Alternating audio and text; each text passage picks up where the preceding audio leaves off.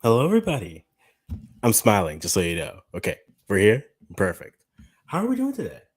I think we're doing all right. I would assume. Welcome to the Afri-Cans. This is just a Kwesi from the Africans, touching base with you with a little bit of a recap of stories that are interesting. If you are new here, give us a subscribe, give us a like, give us a comment. Today, we just want to cover things that happened this week in football. There are some things that I definitely covered, want to recap, talk to you about. But then there are some bigger stories going around. Leave a comment below. Let us know what your biggest story in world football was, whether that be club, whether that be nations qualifying. Let us know how you think it did. Also, give us a like here. Don't have a goal, just want to have a conversation with you and see. Our co hosts are on the way as usual. We're African, so of course, naturally, we're late. So we're going to enjoy this as we go and go and enjoy as well. So I don't know how to describe my week properly, to be honest. I think these couple past few weeks, I spent most of my time covering the women's under 20 CONCACAF with JD over at IMAX. It's football. So if you haven't seen, there's a lot of my face, there's a lot of my sass. And I think that's super villain for Jamaican football fans who follow JD's channel one way or the other. But good tournament overall. But we'll cover some of that stuff as we go through. But fun times were had by all. We definitely are going to be covering what happened in Champions League this week, as well as previewing what's coming up with matchups coming forward. We then want to take a quick peek into some interesting things that are happening. Perhaps players that are maybe standing out in Serie A, which is why it's called This Week in Football. We don't want to just focus specifically on just the big tournaments, the Champions League, EPL, things like that. We want to kind of veer off, take a look, see what's happening in the world of football. Sometimes it's a little bit on a more localized level, maybe more on a more national and general level. So we're going to take a look. Leave a comment down below. Let us know what your big story in football was this past week. And if you are new here again, don't forget to like, give us a subscribe. I have changed the layout a bit. It is a little bit more fun. We've gone white background today. Every movement is now inching a little bit more of the focus of the light going through, but it is fun time. So, as I said, this week, this week, I think I'm going to add a new title to my name, which is the Wet Blanket to Optimism Award.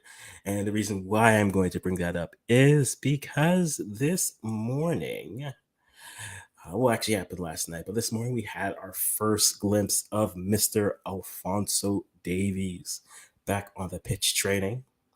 I think for many Canadian fans, they are very excited to see this happening. And I think the question we had that they had posed here on Twitter, not there, but one person had is, what are the chances you think he'll be ready to play and come in the next 2 weeks? And as my wet blanket to optimism said, I don't think he's coming. You see that answer is just right at the bottom there. No, I don't think it's great that he's training. We're excited and really excited to see that he's back up and training, but to have him ready in 2 weeks, I think it's pushing a lot, especially to see what is happening. I've honestly been more on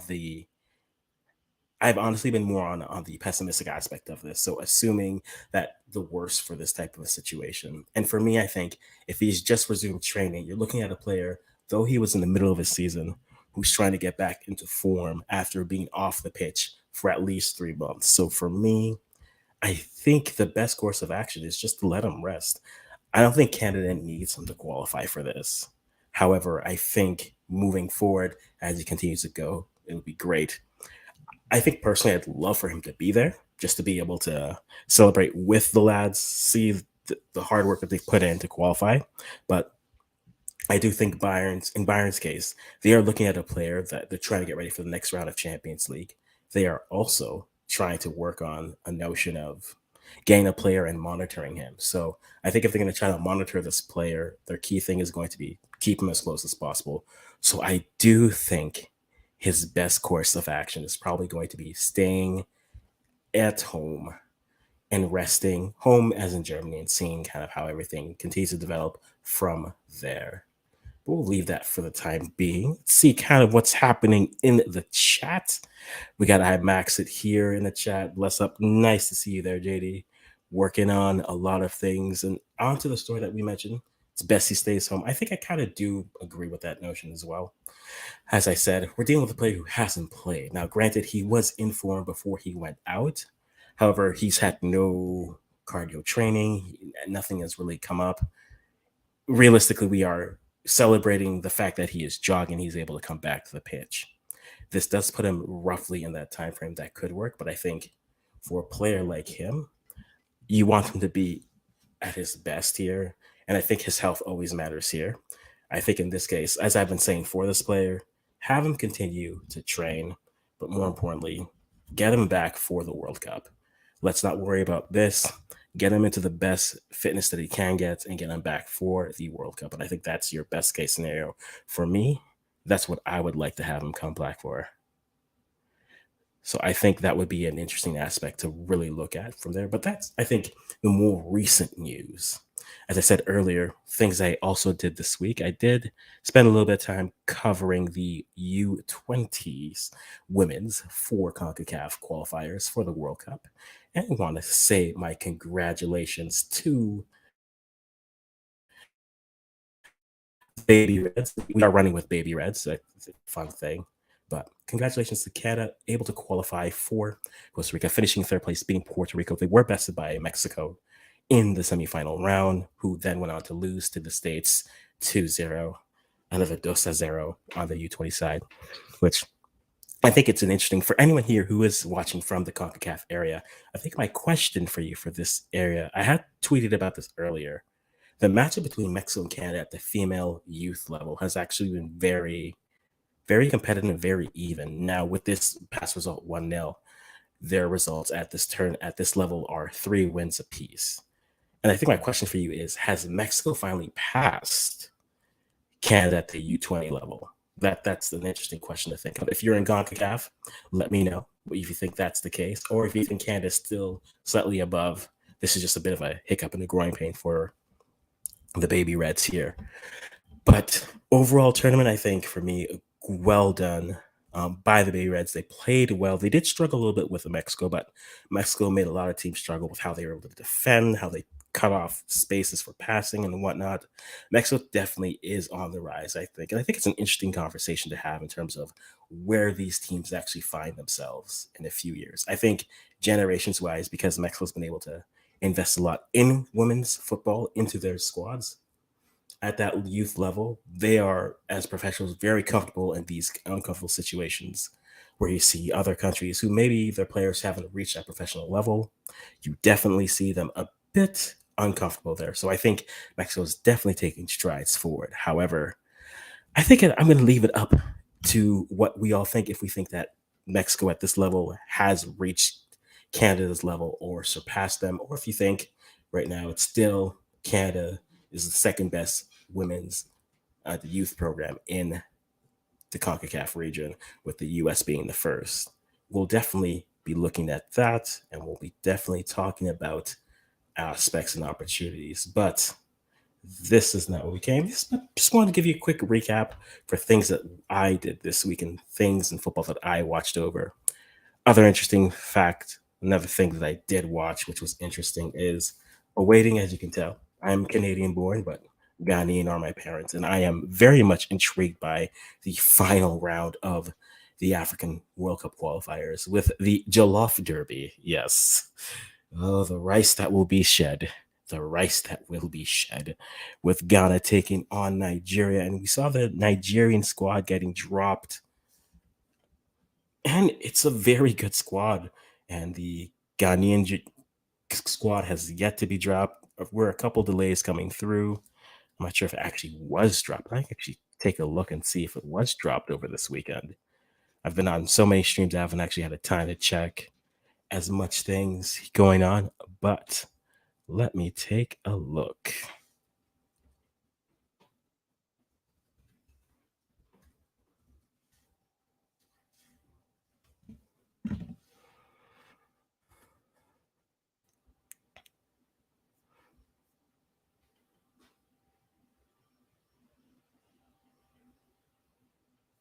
Let's take a look at this. Everybody is naming their squads for this. Go to my guy here.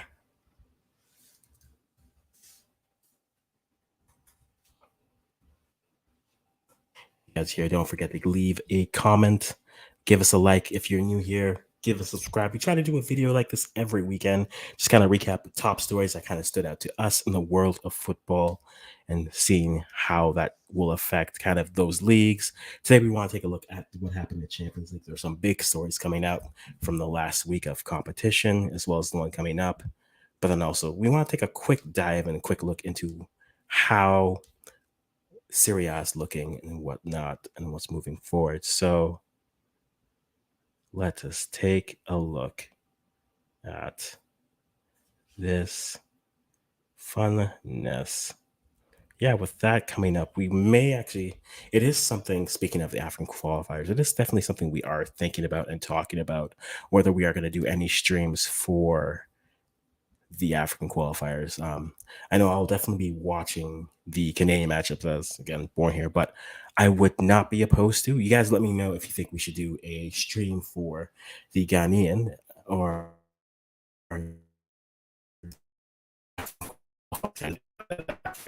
no, but let me know if you think we should do a fire for the African qualifiers coming up. Let us know if there's enough interest in it. We'll definitely throw that up and see, take a look at some African football there and seeing how that is. But we are very much intrigued by that. But yeah, again, on today's program, we are definitely going to be looking at a little bit of what happened in the Champions League. We are definitely going to be looking at what has happened, what it can be coming, and we'll take a quick dive and look into Serie A, the Italian first division, and a few interesting stories or players that have caught our eye as we go through. Again, if you are here, I know some people who are popping in and out. Don't forget to leave us a like here, give us a subscribe, and let us know what story here in the world of football has come and has intrigued you over this past week. What story has really come up and really caught your attention this past week? But with all that to say, let's actually start off with the Champions League. We had 4 fixtures this past week. We'll save the juicier ones for the end. However, the major players in these 4 fixtures were here. Let me just pull it up for you to take a look and see. So we had back in Bayern, we had Bayern playing Salzburg. The first matchup was a 1-1 draw. That Yemi scoring for RB Salzburg, and then Alaba coming in. Not Alaba, sorry, Coman scoring for Bayern. The second matchup was not quite close. We had a 7-1 drubbing. 2 penalties to start off the game for Bayern, both converted by Robert Lewandowski, and then just the floodgates opened, outscoring Salzburg 5-1 over the duration of the game after those 2 penalties, leaving the results never in doubt. I think a lot of people were intrigued and very much encouraged by what Salzburg was able to do in Austria. However, I think Salzburg has been like that. And I think, to me, this speaks a little bit more to what Bayern has had this year, where they seem like a team that is talented, but they seem like a team that, not that they lose interest, but a team that if they are off and firing on all cylinders, they are a world beater. But if there's something that's off with them, they just don't seem to be very much ready to go in any way. So I feel like a team like them really, they're either hit or miss. They're either great or not. Even this past week, they had a tie with, I believe it was Hoffenheim this past week. So I think Bayern has definitely been up and down and losing a lot of aspects of what they are good at. I think they're just inconsistent to me. I know they're still leading in the Bundesliga, but as a squad, they haven't just seemed dominant from the get-go. They've have dominant moments, but then they'll have other moments where they're just, it almost feels like they're asleep at the wheel, and maybe hope they can come through and play through that way. So I think that one was the first non-surprise, but the biggest fixture coming through. Secondly, we have Man City drawing with Sporting. No goals, but in Portugal, with Man City winning 5-0.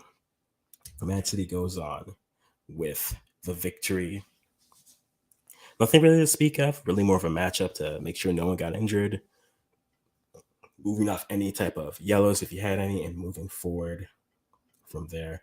That, I think, is the story, really. Pep has his team ready to go. Pep has everything at that point. And I think for Man City, it's just about getting through, getting healthy, and coming through. So I think these two matchups here on the left, Bayern winning and Man City drawing at nils, those really were what made this a little bit more of the interesting and the aspect. But those were the simple results. Again, guys, if you're here, leave us a like, give us a comment. What story in football caught your attention this past week? Moving on to Liverpool versus Inter Milan. I think losing 1-0. I think the controversy with this game was truly, I wasn't able to watch this game. So I tried to get a bit of the highlights, read up on, see what happened. But based off of what I saw from this match,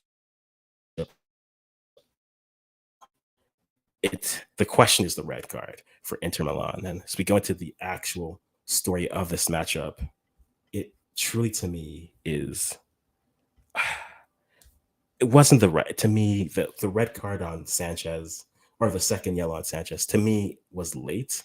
If you're going to say he already had a yellow and that was a yellow, that makes sense. But man, to me, that wasn't a straight red. They did review it, give him a yellow, but then from a yellow to a straight red, to me, that was a little harsh. And that took a lot of the air out of took a lot of the air out of this matchup and really just let it dry. I think truly Inter had a chance to really push through and perhaps get a result. They definitely were gaining form in that second half of the matchup, but that red coming out felt like it took a lot of the air out of the match and really left them in a position where they really couldn't. They tried, they fought, but I think that 2-0 victory, there was too much to surpass, come through, and really came through. So I think for this squad here, I mean, I think for Inter, it's back to drawing board and trying to go back to their table, finish the league year strong there. But I'd be disappointed. I feel a little bit empty. I'm not as empty and disappointed as I would say as PSG would feel.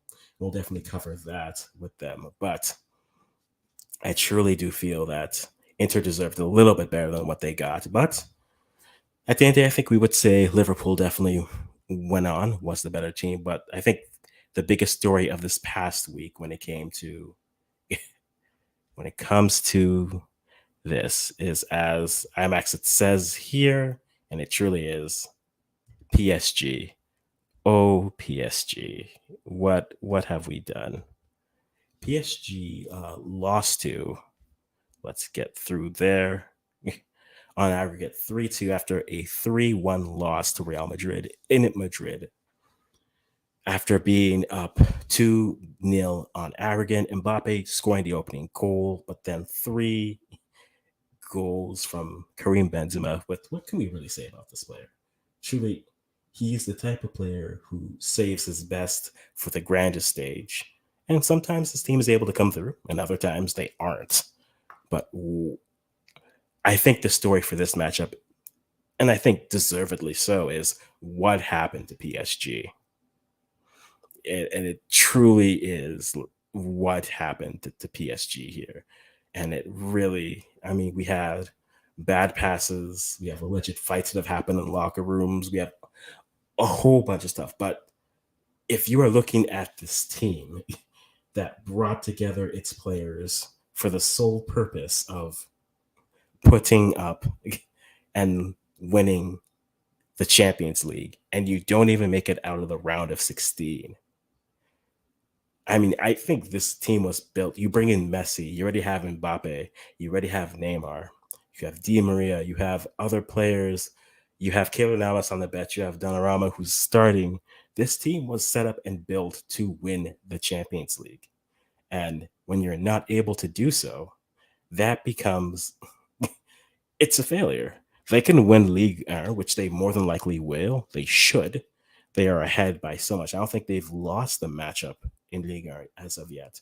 But this team is a disappointment, and with more than likely losing Mbappe over the summer, more than likely now you're gonna have a team with Neymar and Messi, which maybe that does provide a little bit more quote unquote stability with both.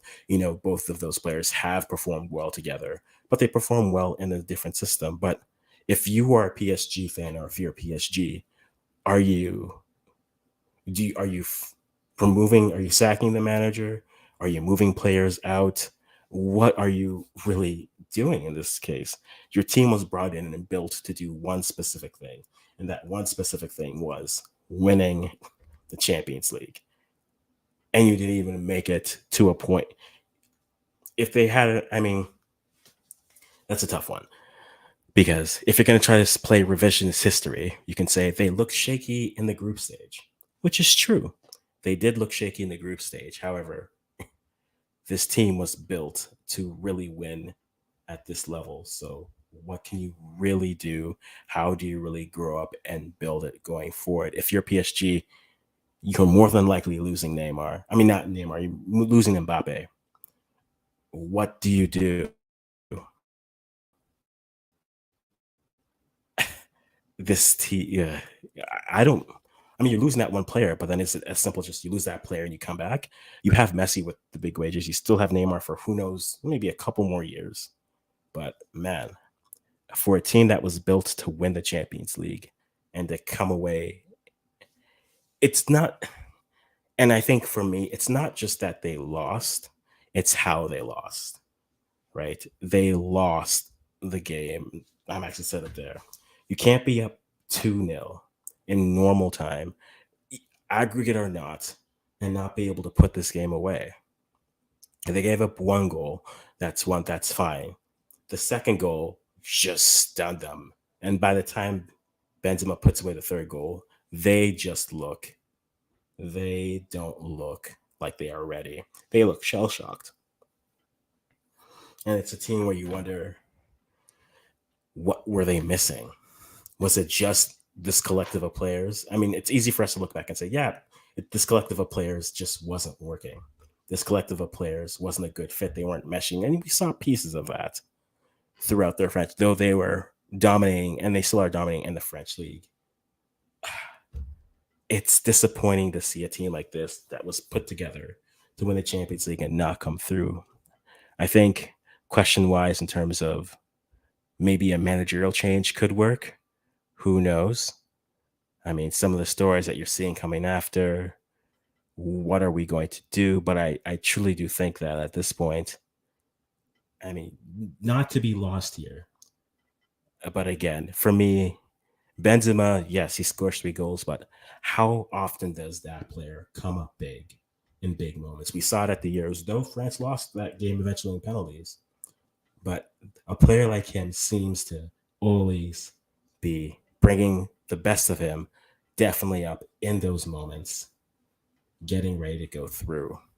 So I think that, man, PSG is the biggest story there, and I'd love to hear what you all think about what PSG's next move should be. I mean, more than likely they're losing Mbappe. They're more than likely losing other players. What's the next move for the club? Are you trying to sell some other players? Maybe looking to bring in someone else? Or are you trying to look to bring someone in to replace Mbappe? Is the manager the issue here? Are we good with the manager? Is this choke? They choked. Is this on the players? Is this on the coach? For me, it's a bit on the players for the decisions that they were making. But what are the moves that you do to correct this? Let me know in the comments below and just reason with me, because I feel that a team like this, not every super team, so to speak, is always going to be built right. You need the right ancillary players to really push it and put it together. And the interesting thing with this squad is we've seen this squad over the years be able to play without certain players, right? We've seen an Mbappe led, yeah, we've seen an Mbappe led PSG team succeed and move forward in the Champions League. Even last year when they were able to beat Barcelona in the round of 16, I believe. but we've seen Neymar when he's on really be able to carry and be dangerous everywhere. But what do you do next with PSG? That's the question that we're all wondering. That's the question we're all thinking about. And I think that's what, for them, they have to be able to go back and reason and figure out what they did well and what they struggled with.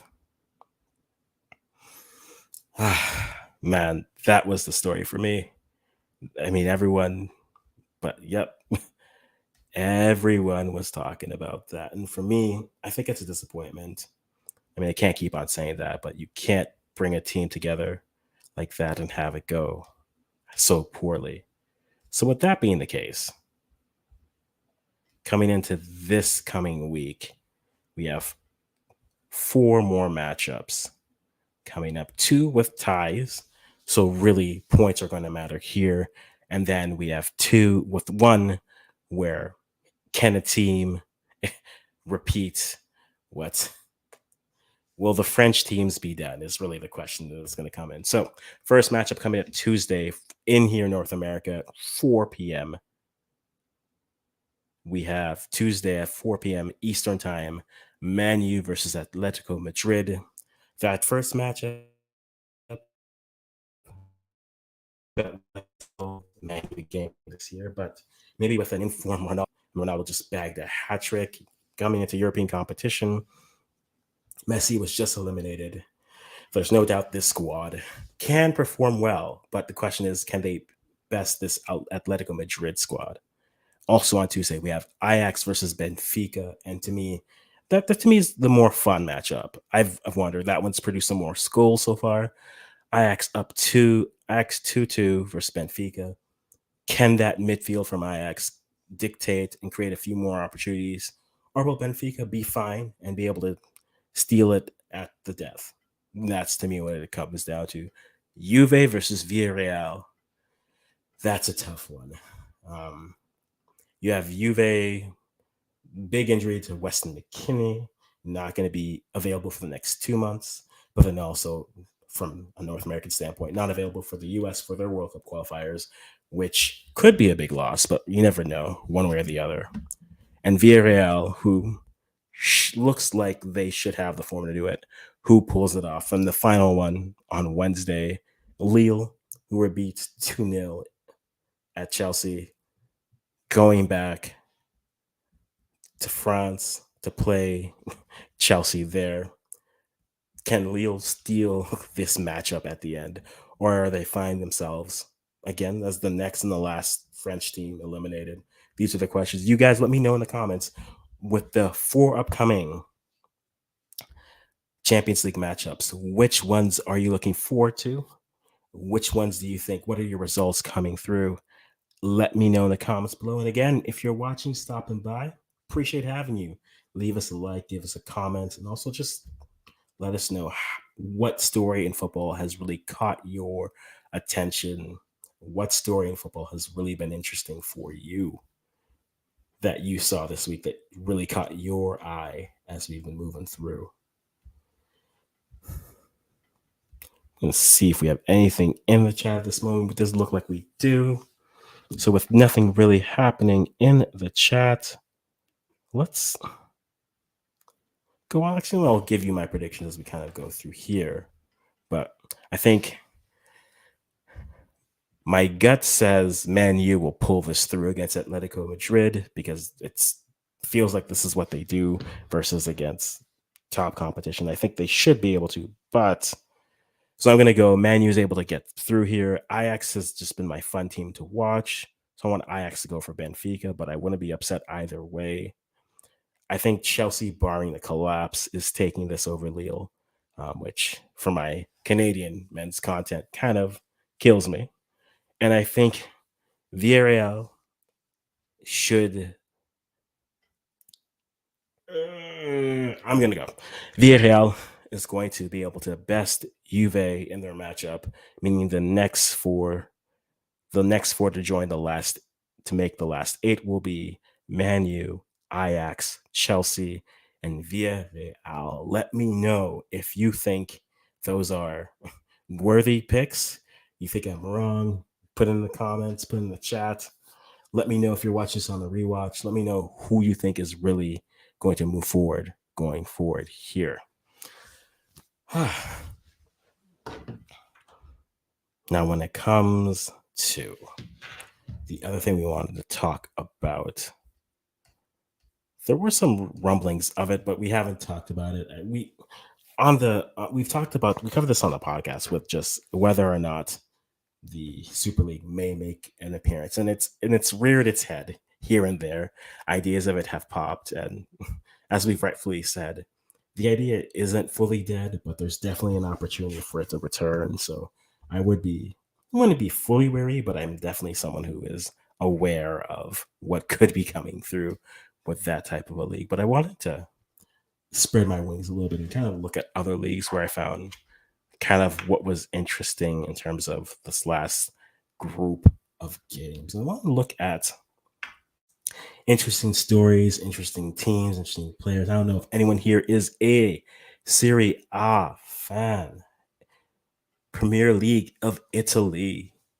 That league is very interesting to me. I think there's a lot of interesting stories within all the top teams, really.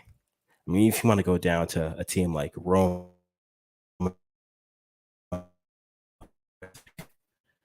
is coming through. I think Roma's been in for me specifically because I've been looking at it from a standpoint of, okay, you throw in a Chelsea player like Tammy Abraham who started his account there on Storm. You have a young Ghanaian striker, Felix Afina-Gyan, who's there, and then you have players. You have the manager who is always the manager. And I think when you have that type of team, they're currently sitting in sixth. And I think if I am going to go with an interesting question for this squad, I would say yes, with coaching, they definitely do look like an interesting team, a fun team. But with Roma, I do wonder. Sixth place to me is a disappointment for where they currently are sitting. I think they definitely want to be higher in the actual table than where they find themselves.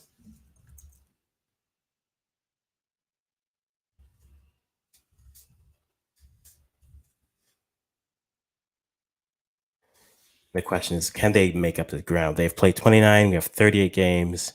When you have a manager like Jose Mourinho, you know what type of manager you're getting. You know the style you're going to get from them. And with them being where they are, they have Conference League that's happening for Europa, trying to get themselves up another league. So maybe playing Vitesse on the 17th. Excuse me. For me, for Mourinho and Roma, my question is very simple. Outside of their strikers, are they able to get any production outside of that? And I think that's really more of a conversation with me as like for me, following this team, I think I'll be very frank here. I follow this team from the framework of an African. So I'm looking at Felix Afina-Gyan and seeing him get banned from the first team after he went partying while he should have been rehabbing is definitely a young player's mistake that you see.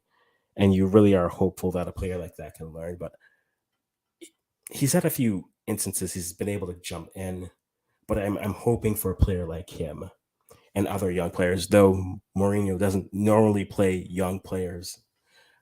I'm hoping that he can maybe try to break through. He certainly has the eye of the manager, and he definitely has the opportunity to kind of move up in it. So I'm hoping for a player like him. He can maybe jump through, see some opportunities come and grow. They are still in Conference League form and spot. 29 matches played. They have another 10, I believe, because they have another 9 actually, because they're a 38 game season. In fifth place, Atalanta. I think for me, the more entertaining, up and down, direct play type of team in Serie A versus what, as my co-host would normally say, the dark arts of Serie A. The elbow here, the slide there, being able to go through that style in the Champions League. They definitely started off with a bit of a statement, but then weren't able to maintain it moving forward. I mean, Atlanta was definitely on my range for some possible transfers when it comes to players such as players moving over. But I'm really more intrigued and interested to see with that type of pace, can they catch really? And to me, I think that's not the more interesting story, but being able to catch a team such as, why am I jumping from table to table? Here we go.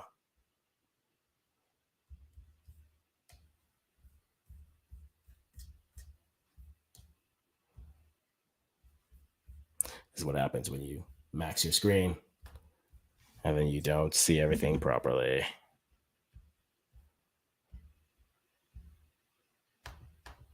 Ah, wonderful. Technical difficulties. If you give me a moment.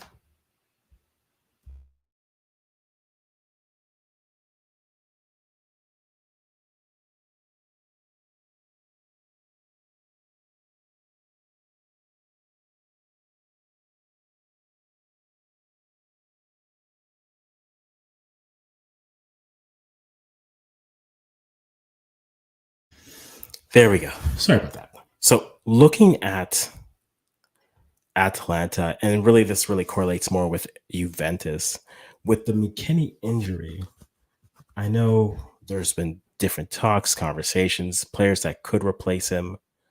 I think, there was a young forward that they were talking. I was reading one of the insiders that they're maybe hoping a player like that, I think it was Moretti, could come in and replace a McKennie. But does loss of McKennie for Juve really limit and drop them back into the pack for fifth and fourth?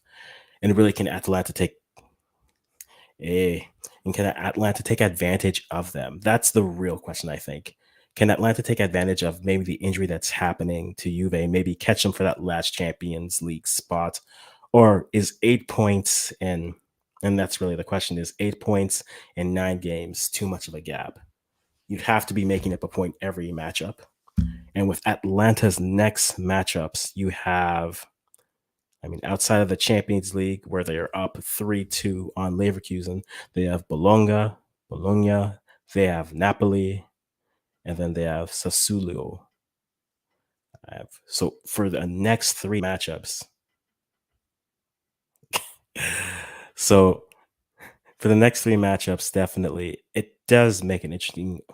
They finished as a nil-nil draw with Genoa, which I think is a bit of a disappointing result for them. But if they're able to string these couple victories together and they close the gap on Juve's next few matchups specifically, you have, here we go, outside of their Champions League, which they're probably going to go for, they have Salernitana,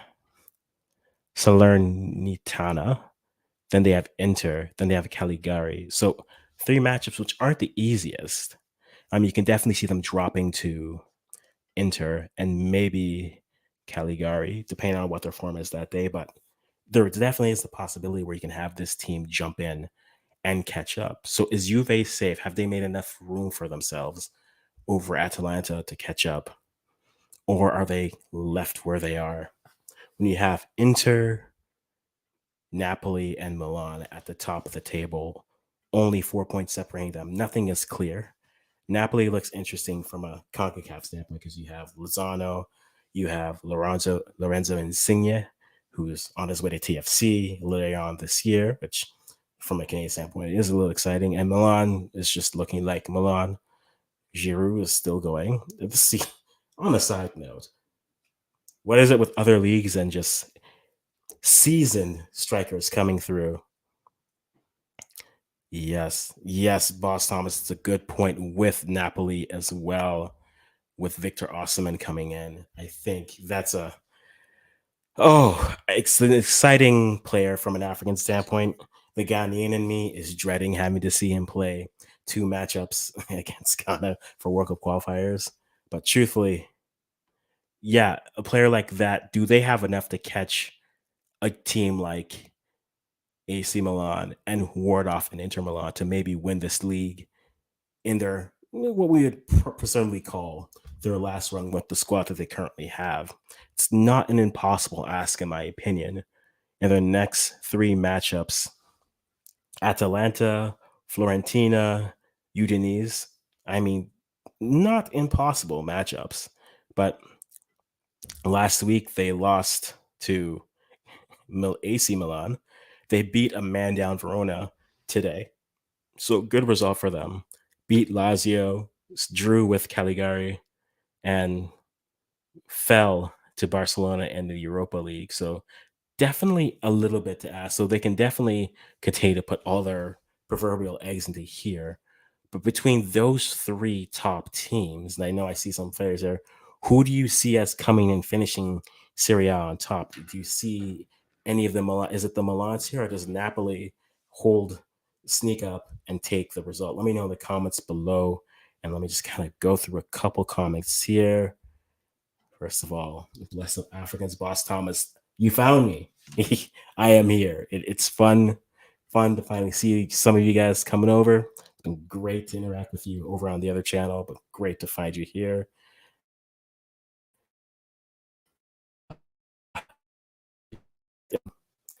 Totally agree with you, Vicky. A player who definitely has a lot he can offer for this squad. So I'm excited to see how this ends. The Serie A has always been a league that's ended. Their run for the top of the table has always been interesting. It's always, for the last few years, it's ended very close. So I expect nothing but the same coming this year. And I think the question will be will there be a change coming through it? And you look at last year's results, you had Inter winning and kind of coming through, but Inter ran away with it last year, with Juve finishing in fourth and other teams. Let me actually pull this up here so we can take a look at this. So last year we had Inter coming away with the victory for the top of the table. The year before that, Juve was able to pull it through, but a tight one. Though they were a few games up and weren't able to be caught. Inter needed another point, but Juve wasn't up enough points to finish it there. And then a squad like Atalanta would have finished in third regardless. And then back to 18, 19. Juve again running away. Juventus has typically been that team that's been running away for it. And that's good on their behalf and their aspect. But this year, looking at the table, again, loading is a lovely thing. What do you have going on? Napoli for you, says Boss Thomas. It's not a I mean, I'd be comfortable with that. 9 matches up, just need a couple victories and a few non-victories for Milan, and Napoli's back up there at the top. I think off of form, Juve's looked the best, but that loss of McKinney is definitely going to be something to keep an eye out to see how well they're able to replace what he's done. To me, there are arguments to say that a player like Weston McKinney has been the best performing player, say, in the CONCACAF region, and I'm willing to hear them. My co-host, when he was here, was actually surprised when I let him know he was American, because he said he doesn't play like what you typically look at as an American would play. And I think McKinney is definitely one of those engine players that keeps things rolling. I think I'm not against Napoli winning. I like to see Napoli come out in here and win. I think they definitely do have the players to do so. I mean, Inter, you still have your Vlahovic's coming up, and other players who can really come through. But I think Napoli, to me, Napoli is where I'm. If I had to put a bet, Napoli is where I'm putting my money. They've definitely have what looks like the best defensive record for the league, and that is correct. But they're still able to put goals away at a decent clip. So being able to do that gives them, I think, an opportunity where they can really shine through. And I think just kind of cap this off. Interesting names on the transfer market, where I think players who could be interesting to really move. I think coming into this summer, depending on what contract statuses are, um, Lautaro Martinez is definitely a player that we've talked about on the podcast as options to move and options to look at in terms of center forwards potentially from like a Newcastle standpoint. We've mentioned that idea before. Dusan Vlahovic, definitely, I think he's closer to the real deal than not, in my opinion. I've been wrong about things before, so feel free to clip this if I get this wrong. But top 10, and then just rounding that out, Victor Osimhen, who I think at a 66 value, if he isn't signing up as of yet, he definitely has an opportunity to really move and really do something. But you'll notice again, look at most of these clubs. You're right. You have Inter, you have Lazio, you have Juve, Inter, Juve, Inter, Napoli, Juve, Napoli, AC. Definitely, it's a good time. Okay, so I have a question coming in from Boss. Which African the youngster that plays for Roma represent? Which one? Because let's actually go to Roma's squad real quick. Because there are a couple of options that could be. So when it comes to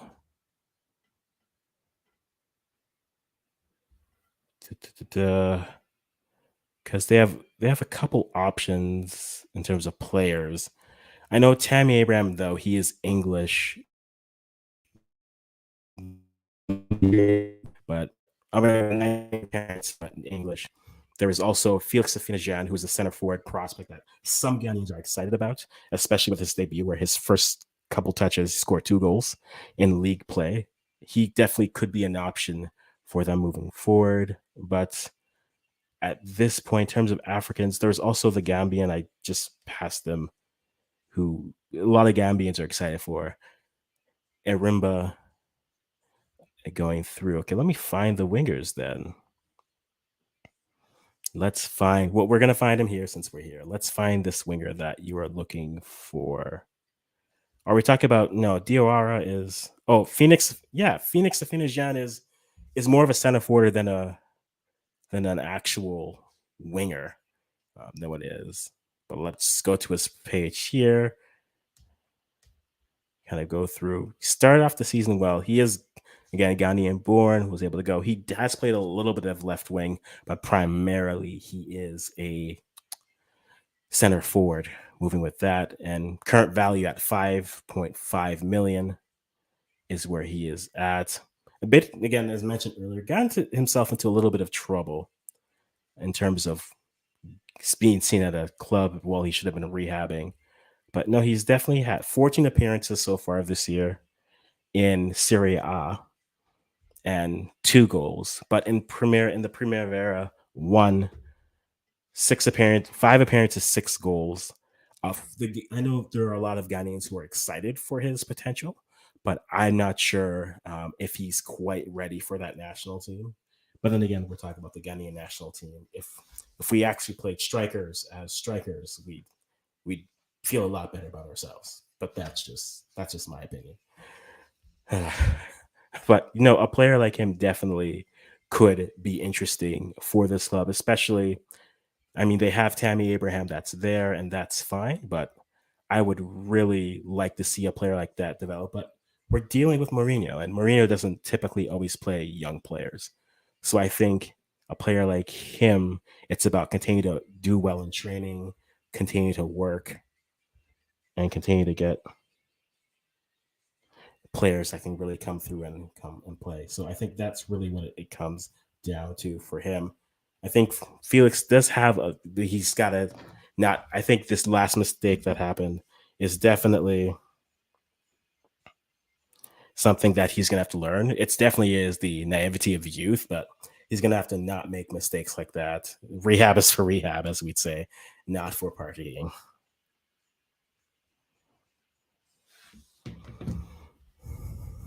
And that is definitely something to keep in mind. But no, I think with Mourinho, you know what you're getting with that squad. And I think if they're able to actually get up out of that Europa League to the Conference League and move their way all the way to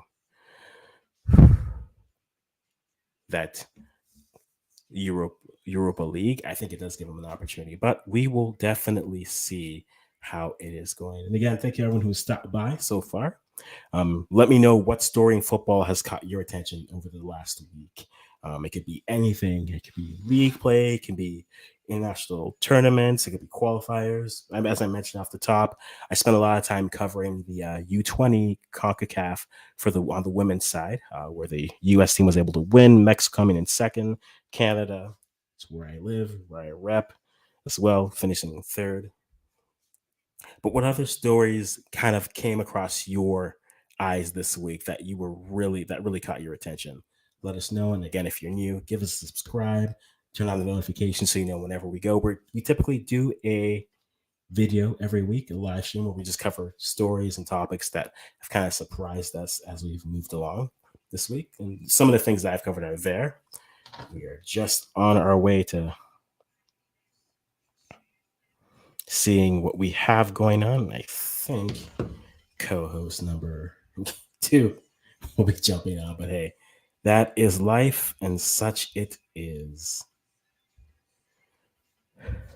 But no, that is an interesting aspect. So for those of you who are late, things that we've covered as of this video, covered some of the things that I covered this week. So we talked a little bit about Alphonso Davies returning to light training.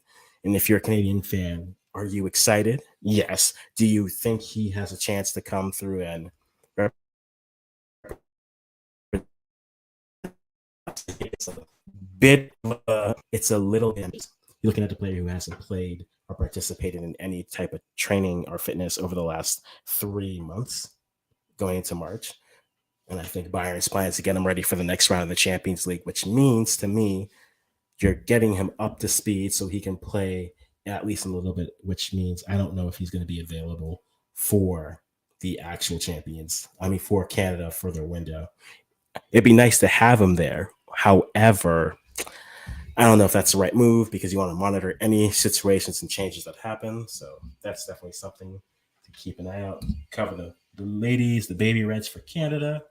We looked at what happened in the Champions League and specifically the results from Bayern pasting Salzburg to Man City just drawing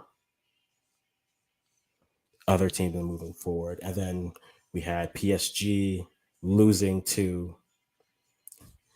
Real Madrid. And you had, I feel, Inter, unfortunately, with players dropping, the Sanchez red card to me really changed the course of that matchup.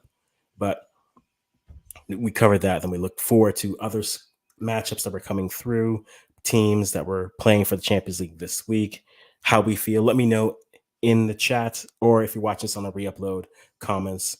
Let me know who you think was really going to move forward in these last few matchups. My picks were Man U, I think, off the form of this weekend, recency bias. I think Man U is able to get past Madrid. I think Ajax is able to get past Benfica. I think Villarreal is able to get past Juve.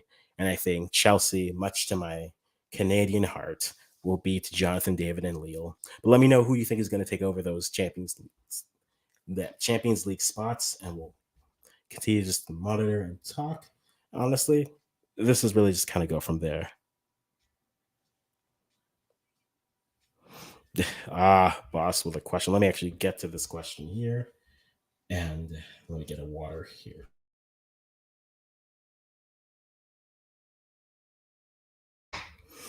Which two English teams do you think will play against each other in the next round of the Champions League?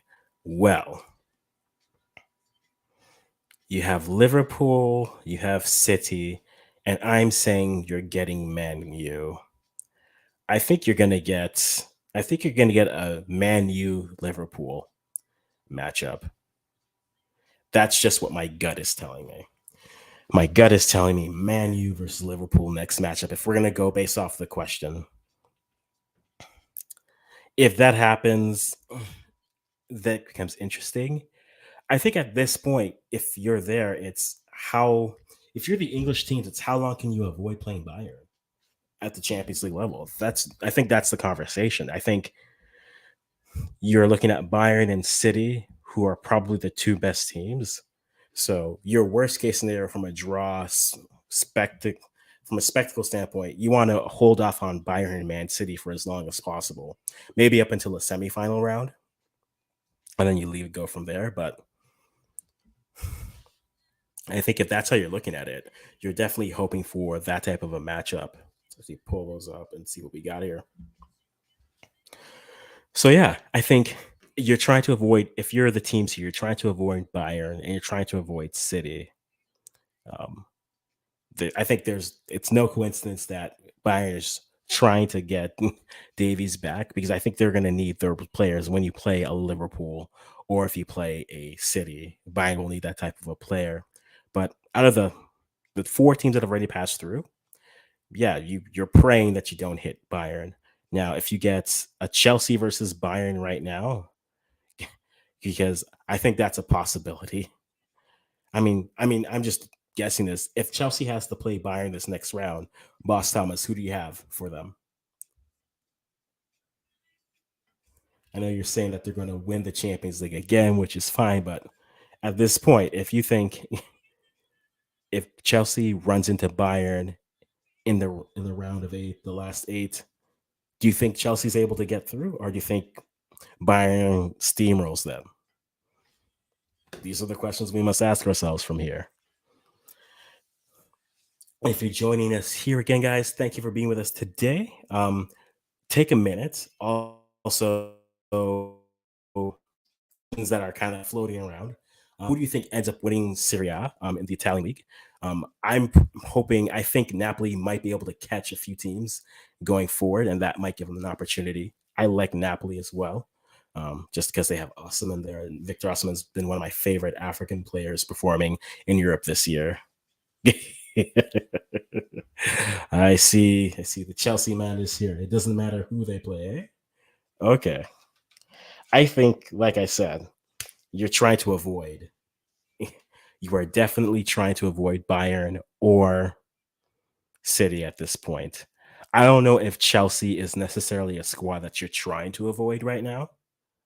They're definitely one of the top four teams left here, but I don't know if they're for me, I would say maybe they are number four of the teams that you'd want to try to avoid, right? If you're saying you want to avoid the top four teams left, you want to avoid Bayern, City, Liverpool. I'm putting Chelsea as that fourth team because it's like, well, if I have to face one of them, and maybe that's just my disrespect of Chelsea, but for me, it's just, ugh. I feel like of the teams left, assuming again, under the assumption that Chelsea's able to make it through here, that is kind of the thought process that I would put there. But you tell me if I'm wrong. You definitely tell me if I'm wrong to have that thought. So again, for those of you who are jumping in here a little bit later into the stream, we're about an hour into it. Right, definitely having conversations. I don't know if I want to go up to 2 hours or just a one. We might actually go for two. We actually might go for two because I know we're going to have a few people stopping by a little bit later. So we'll go for two and we'll do that.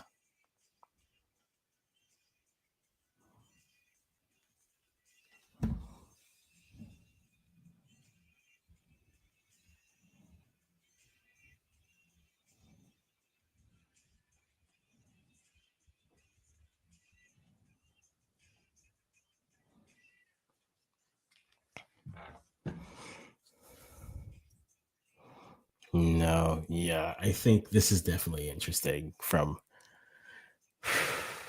man. It's a tough call, but again, as repeating on the broken record, if you are these teams, you're trying to avoid Bayern, City, Liverpool, and then Chelsea. Outside of that, you think you might have a fighting chance with the last four. But two are going to end up facing each other. There's no doubt about that. Unless somehow, I think the worst case scenario is if all the English teams end up with a different matchup that's interesting, right? Ajax to me has been my dark horse for the Champions League, rightfully or wrongfully. They've just been my dark horse. And again, that's a lot of Ghanaian bias coming through because Mohamed Kudus has been nice.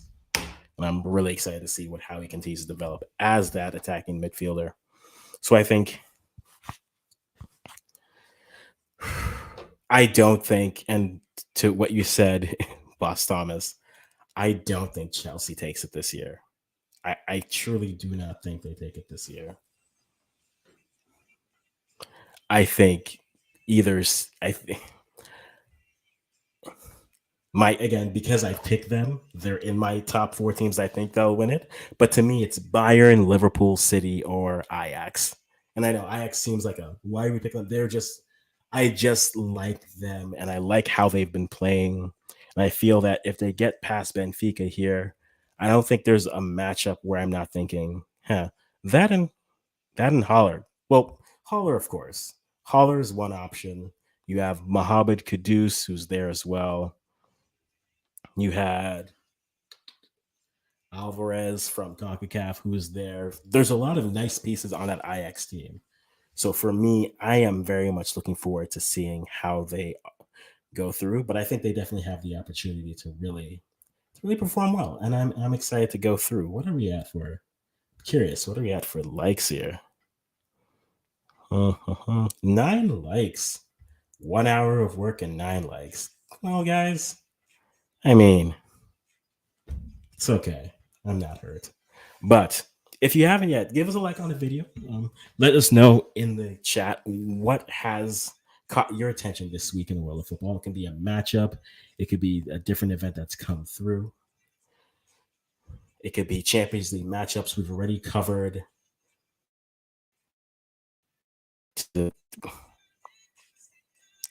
Ooh, that's juicy. We've already covered a lot of different aspects in terms of we talked a little bit about Davies returning to training. If you're Bayern, do you think if you're a Bayern fan, do you think he'll be ready to come back for the next round of the Champions League? If you're a Canadian fan, do you think he will be fit to come back and play for the last round of qualifiers? As a Canadian, I say no. I'm adding to my list of I think by the time like we hit June, I'm gonna have so many titles that I add to myself. Last week I was a supervillain to Jamaican football fans. This week I am the wet blanket to Canadian dreams for days. So it's real fun. I'm gonna sound like Game of Thrones. First of his name, King of the Andals, Protector of the Veil, all the fun things. But huh. Ooh, Ajax versus Chelsea in the next round. That's how I think it's going. Well, if that's the case, because I've chosen Ajax to be my dark horse, Ajax, let's go. Haller, Caduce, Alvarez, get it done. Get it done. I support that. Boss Thomas is just peppering all the questions. It's Boss Thomas and friends. I don't mind. Guys, ask me questions. Thing I'm cool. Do I consider Messi season this year to be a failure? Yes. The goal in bringing in Messi was to win the Champions League. Whether you think that was feasible or not, you don't bring in a player like that if you're not thinking we're winning the Champions League. We want to win the Champions League. At the very least, you want to make it to the final four of the Champions League. And they're out in the round of 16.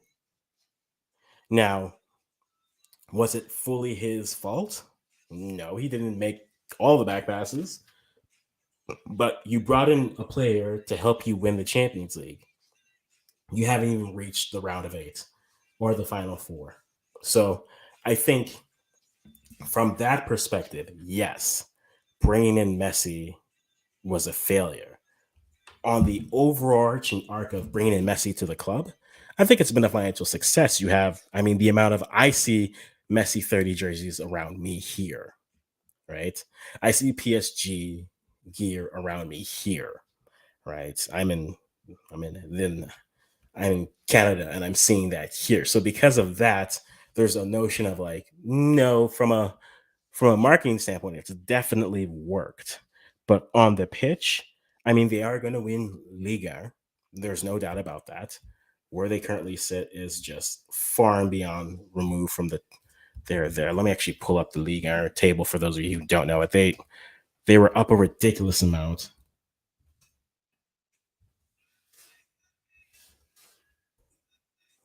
Yeah, they are up 15 points in Liga. So they've won the league after a year hiatus where they fell to Lille. But let's be real. Winning this league is fine, but that's not what they wanted. I mean, they've lost two matchups in their last little bit, but let's be real. They're up 15 points. They'd have to collapse to not finish in first with Marseille. But truthfully, from a Champions League standpoint, this year was a failure for PSG. They are more than likely losing Mbappe, right? So now you're going to have a team with Messi and Neymar next year isn't a bad team. And if you add in like a Di Maria off of that, assuming you can keep him, that's not a terrible squad. I mean, that squad should win Liga, and that squad should still, I mean, they're going to make the Champions League again. And I think they should at least make the round of 16 and do maybe a little bit more. But per the question asked, would I consider Messi this year a failure? From a Champions League standpoint, yes. From a branding standpoint, no. But on the pitch, definitely. And then you have Nice, who's in that third place spot. Rennes still fighting, trying to get to that third place spot. Truthfully, I think second place was you forget because PSG is basically with it. But you have second place through fifth place, really, are all fighting for that Champions League spot. Nice, Rennes, Strasbourg. Yeah, Alexander Gikou, Ghanaian descent there. Rennes is there. Where is. Oh, okay, right. So with Nice there, that could be interesting.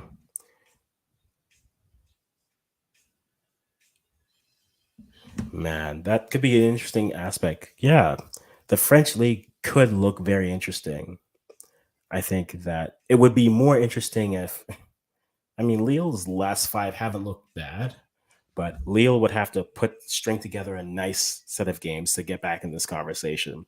If they are somehow able to pull it through, it could go through. No, Nice is a very has been nice for me. I've been following Nice primarily on their youth level and a little bit on their senior team because a player who has dual citizenship, Justin Smith, because he could represent either France or represent Canada. So I've been watching him. Definitely what he's been doing. And he's been performing well as a center back, but Nice as a story has been nice. And I think Marseille started the league off on fire, and they've definitely slowed down a bit. I think a team like Marseille needs to be careful. I know they have two wins, but those two losses are really going to be what start to haunt them. They need to just keep on getting positive results, right? Draws as they go through. Marseille. Let's see Nice's next few matchups here. Nice had the 1-0 win over PSG, a few, and then tied Montpellier. Then, next Sunday, oh, that's a matchup. Next Sunday, you have Marseille versus Nice, 3:45 my time. Oh, I'm there for it. And then you have Rennes, and then you have Lens. Oh, I am. Oh, that's a matchup. I'm very much happy to see this matchup. This is appointment television for me. Marseille versus Nice for the French league, at least. I'm definitely looking forward to that. That'll be nice. And let's see what. Well, we know what Marseille has next, but let's see what their next matchups are. Marseille, you have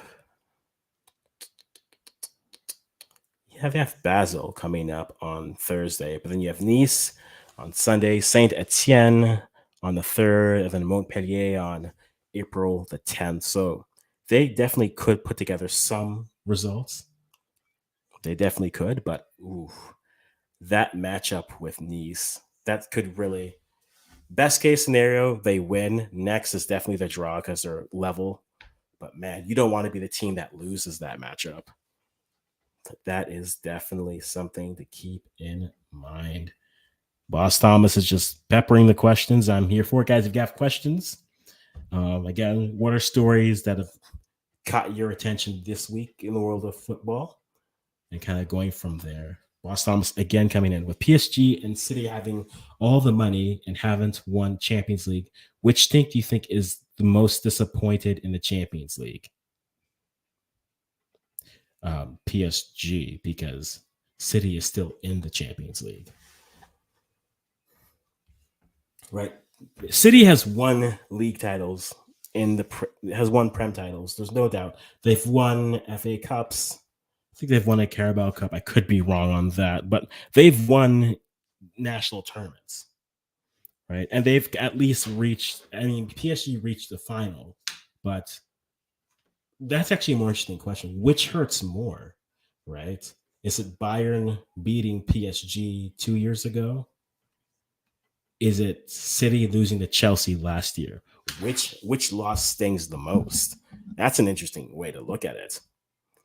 They both haven't won the Champions League, but then the question is, which loss hurt the most? Was it City losing to Chelsea in the Champions League final, or was it PSG losing to Bayern the year prior? Let me know. Which loss do you guys think hurts more, as PSG and City amount spending? Like, which team do you think it stings more? Is it PSG losing to Bayern in the finals, or is it City losing to Chelsea in the Champions League final as well? That's an interesting thought.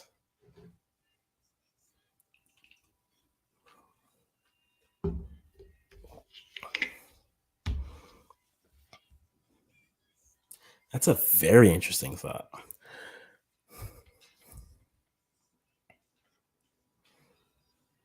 Well, then, I mean, if we're going to make that type of a argument, then it's like, okay, and then the next couple years, both teams made interesting choices.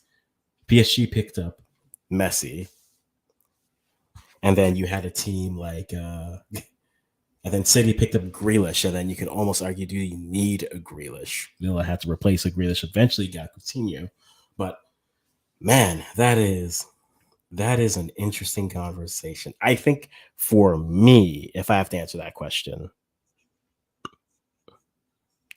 I would think PSG. Yeah, but like I could go either way on it. Go either way on it. Because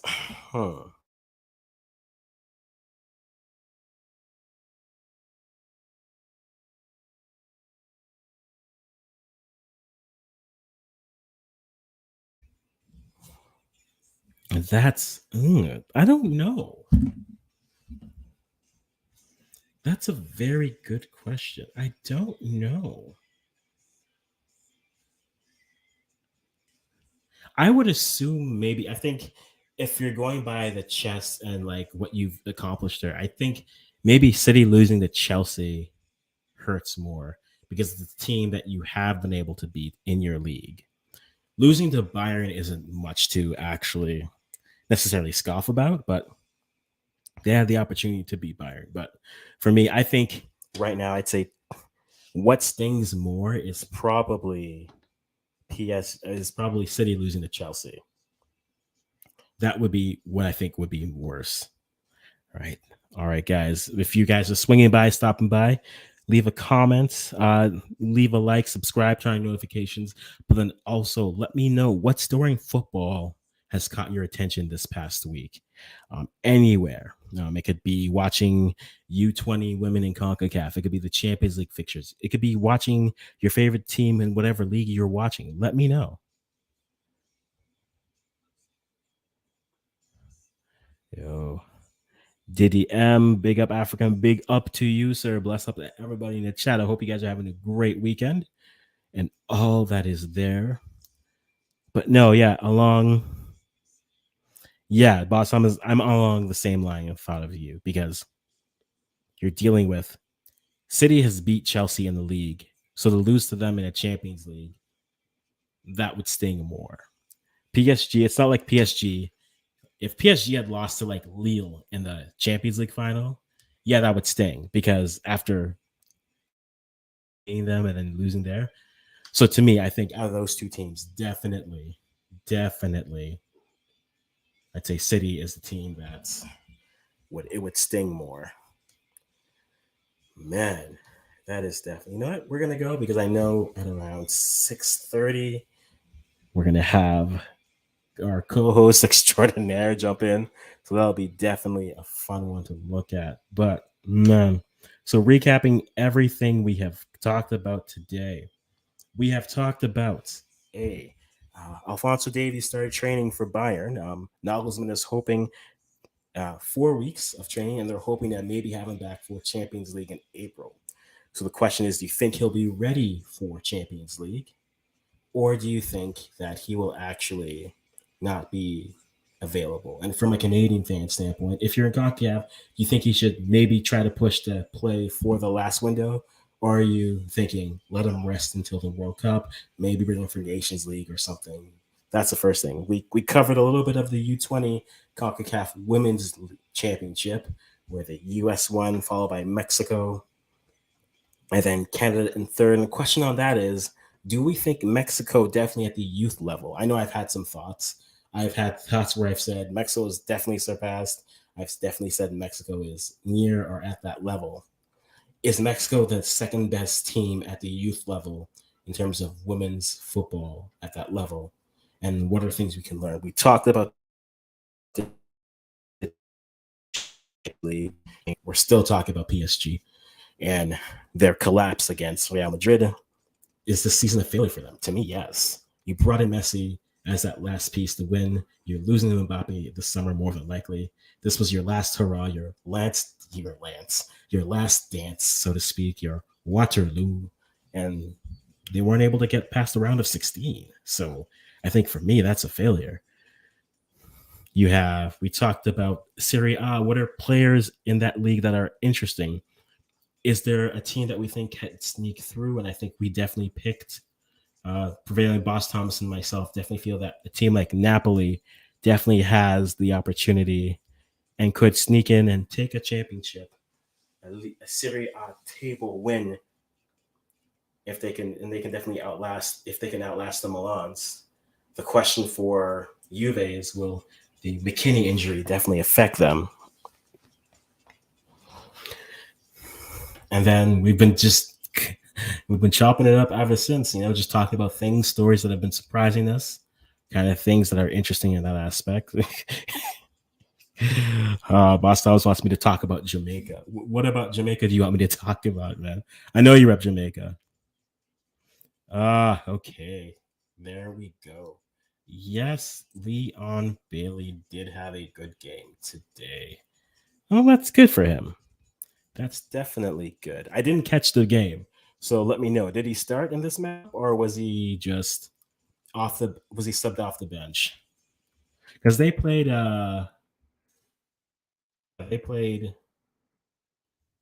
empty, right?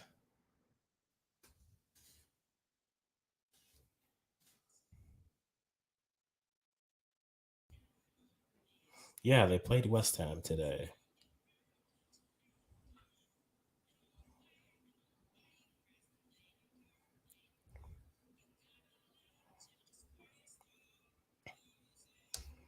Let's see the game story for this. We're double digits with likes. Okay, guys, thank you. Truly appreciate it. Truly appreciate the love. Don't forget again. You guys are telling me we're definitely going to take a look at that, and we're just going to see. Oh, we're on a loading basis, so that's going to be fun. All right. Okay, 30 minutes in the second half. He looked good though. Did he look good? Any noticeable limp? He seemed like he was going full out, but 30 minutes in the second half is about the 60th minute, roughly, or 65th, depending on extra time would have been. No, but I think for him, I've said this on JD's channel and IMAX, said it many times. I think for him, it's about getting healthy. But I think the conversation that we have to have with a player like Bailey is, what is his ceiling in the Prem? I I am one to think, and definitely my co-host definitely is one to think that a player like Bailey, his ceiling might be that mid-table team in the Prem. So that might mean that maybe a ceiling for him is literally a team like Aston Villa, where he can continue. If he was healthy coming in, that could be his ceiling. And if you're fine with that, I mean, you're fine. But if you think he maybe, if you think maybe he can do more, that may be something we have to be having a conversation about, because I'd like to see him healthy for a year. Everyone would like to see everyone healthy, but I mean, we all can't have that. And injuries in sport are an inevitability. They happen, whether just by accident or by literal just nature. Aging, time is undefeated in all things. And I think this type of an injury is interesting for him, because I have wondered, and I've had this conversation about like a player like Alfonso Davies, where I think, is his future? I know having his pace on the wings is important, but could you see him as that player who can maybe come in mid-table, come through, and really perform in that aspect? But I mean, one of one is always the way that we look at it. One of one is how we see and how we can flow with it.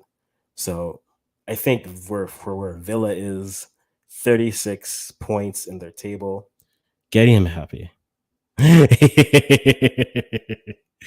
No, yo, I see you. I see you. I see you. No, no, I won't. And I'm just asking questions and answering them. So it's not a problem whatsoever. But don't worry, don't worry, don't worry. We shan't be doing that, because I think, the more we go, the more conversations are fun that way. Okay, perfect. We'll do so. Oh yeah, we're definitely gonna have a full panel today. We're definitely gonna have a full panel to kind of wrap up today. If you haven't met all of us, for those of you, we haven't really talked much about, like, I'm just talking, but for those of you who aren't familiar, we do a podcast here. We do a podcast where you can find it on most podcasting networks, so Spotify, Apple Podcasts. And we started with, it was called the Afri-Can specifically because it was three Africans, one of African descent. Me, I'm the Canadian. I've been told I'm not African enough. Every stream I jump on the IMAX, that they always ask me, what's that?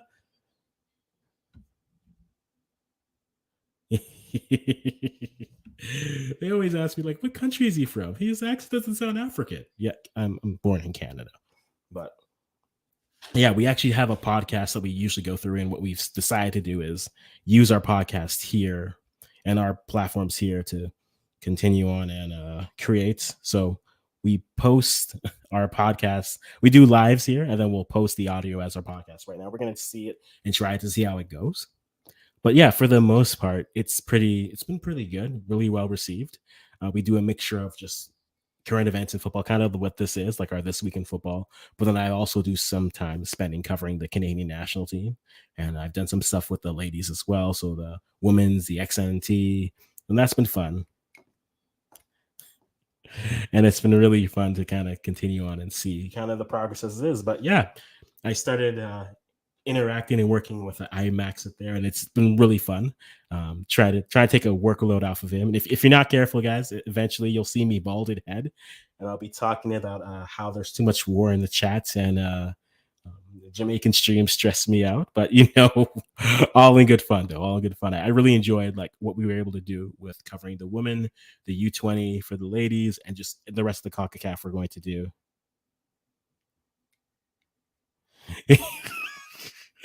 I mean, that's a one way of looking at it. It's not African enough. I wouldn't say I'm not African enough, but I've had enough Africans question my Africanness. So sure, we'll call it that.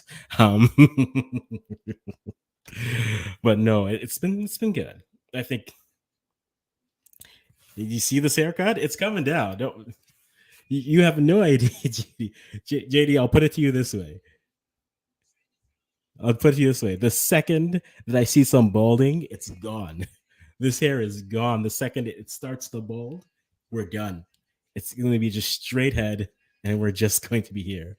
Yeah, I only wear the hat because with the lights, it really does, and my glasses, it really reflects badly. But truthfully, man, good times were had. Had were times that were good. Man, but no, table, let's actually talk. We haven't normally our recaps typically go on like the major stuff. Like so I was trying to avoid doing EPL today, but I mean I've somehow managed my way all the way to the EPL. So let's take a look at the EPL table and take a look at what that looks like. City still ahead. Only Liverpool can really catch them, I think. Truthfully, Chelsea have their chance, but I mean, their run of form. Look at that top four. Truthfully, it's just green. I haven't seen so much green since I played Monopoly. But Man U with a good victory, but games at hand are really going to catch them up. 2 wins. If Arsenal wins their games at hand here, that puts them at 57. And then that gets them close. It really is coming down to the top four. I was hoping that a team, for those of you who don't know, my team, and so the three Africans we have Mo, we have myself, we have Nelson. Mo's a Arsenal fan, and he'll let you know how I doubt Arsenal every year. It's fine. It's a thing that I do. My team is actually a Wolverhampton, so I like being in the middle. I don't like being too good. I like apparently I like defensive football and just one striker who does it all. And then our boy Nelson is a Man U fan, so but he's a realist thinking, hey, like, he's very level headed in that aspect. So we appreciate the balance we have. And outside of that, we talk and we chop it up and we yell about food. It's good times. Truthfully good times. But yes, this table here, I think, unless Arsenal slips up, it really does become an interesting battle. It's not really a battle for fifth because at this point, you're just trying to get into fourth. You want that Champions League. And I think a team like West Ham, sorry, Jamaican, I think West Ham's going to run out of gas. I really do. I think they could pull it together, but they've just been playing. They've just been playing so well. But tell me if I'm wrong with a team like West Ham. West Ham to me feels like a team that can play well against the bigger teams because they can defend well, they can counter well, and they have the players that can really do something like that. But and sometimes you notice that against some of the smaller teams that they've struggled with. And that's where it really gets, I get a bit frustrated. So I'm wondering if they have another step that they have to go, or maybe just finding more players that can really control versus using pace, countering, and just scoring, because that's what's been happening. Middle table is what it is. It's fine. Bottom, the interesting conversation with this team, I think, truthfully, I mean, Norwich, thanks for coming. You guys came up, you had your cup of tea, and now you guys are going to be back down. Burnley will be there. I am curious with Newcastle. I'm wondering how high they can make, and we kind of touched on it last week. How high in this table can they reach for this season to put a lot of people on notice? I mean, the loss today, is unfortunate, but it's not the worst case scenario. But a couple more weeks of just good form and good play, if they can somehow find themselves maybe in 12th, and they're only, a victory today would have put them higher in 12th there, but truly, they had an opportunity to really.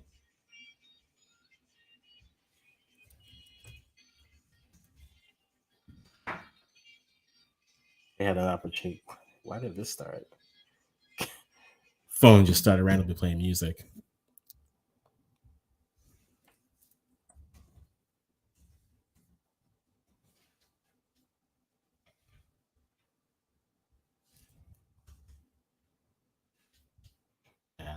But I think a team like Newcastle to me is interesting because they can very much jump in. And if they have a good end of season with the alleged money that's coming in, then they could really put themselves in a position where maybe in 2 or 3 years, in 2 years, they start pushing for that sixth, seventh spot and really start pushing. I mean, I've mentioned, I know there was talk last week about players in certain teams of descents of islands that rhyme with Jamaica of coming and maybe going down, but I wouldn't be mad if a player tried to move down and do that.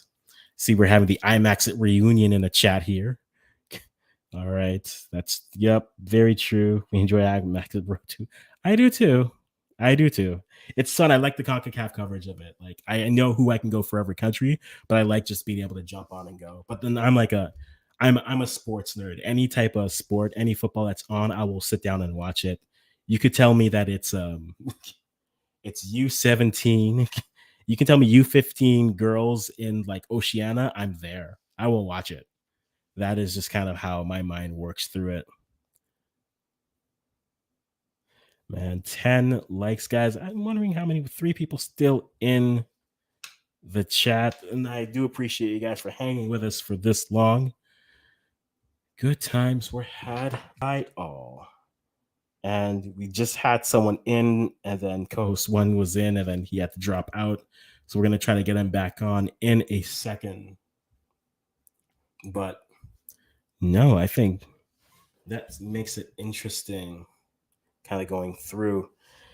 I know we have a couple of weeks before we jump into World Cup qualifiers for Africa and then also for CONCACAF. But how do you feel if or wherever you are for that? I know we had decisions coming through, and actually, I actually haven't looked at that in Europe. Everything happening with with everything happening with Russia, the Ukraine-Scotland match again was postponed. The Poland-Russian match has been canceled. So yeah, it really, that's an interesting aspect of it. Let's see what we got.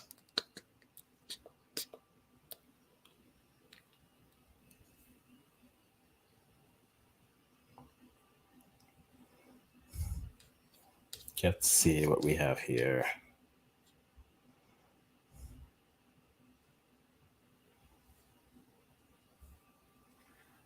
Huh.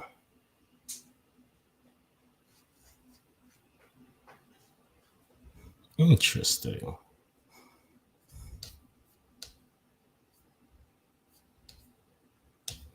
Interesting, fun, interesting. Man, it's been good.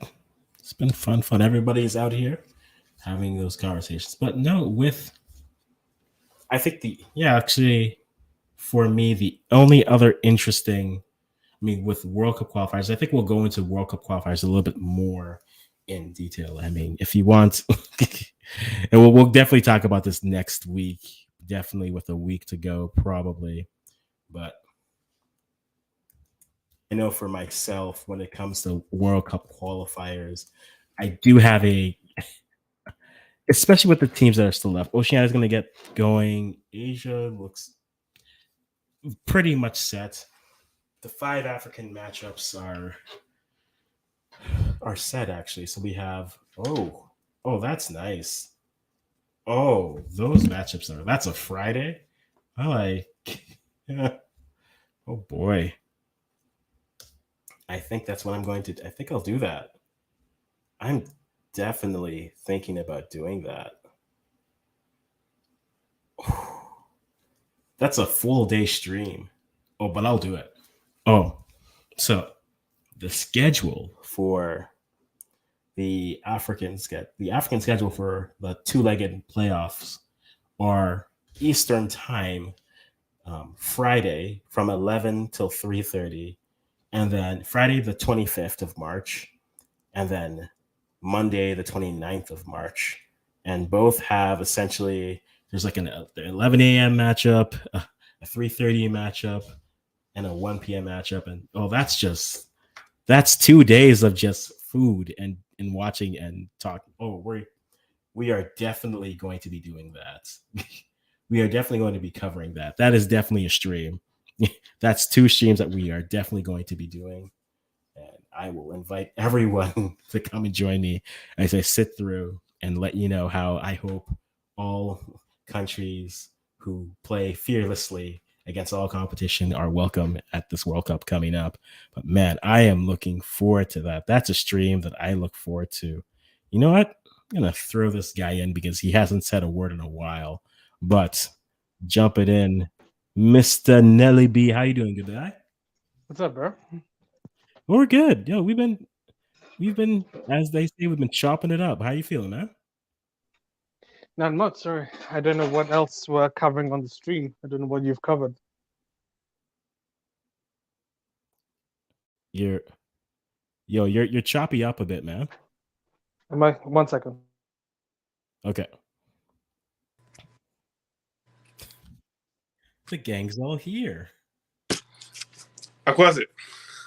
Hey, Momo. Akwase, I heard what you were covering. And just to let everybody know, you're not African. No. Sorry. Akwase, Nelson, this man tried to claim here that he was African.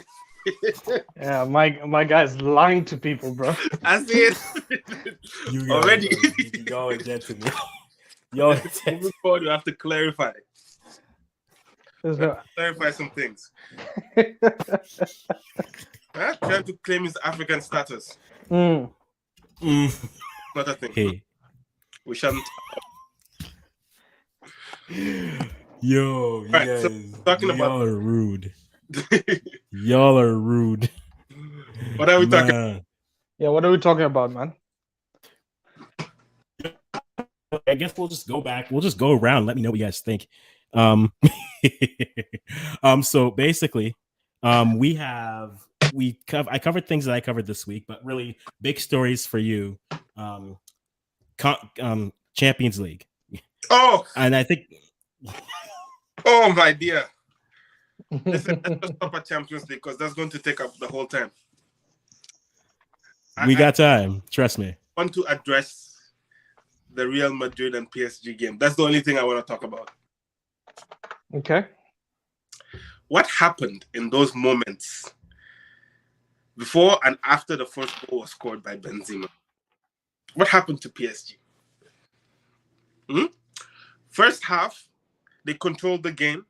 The passes were good. They had chances. And then they had the Mbappe goal.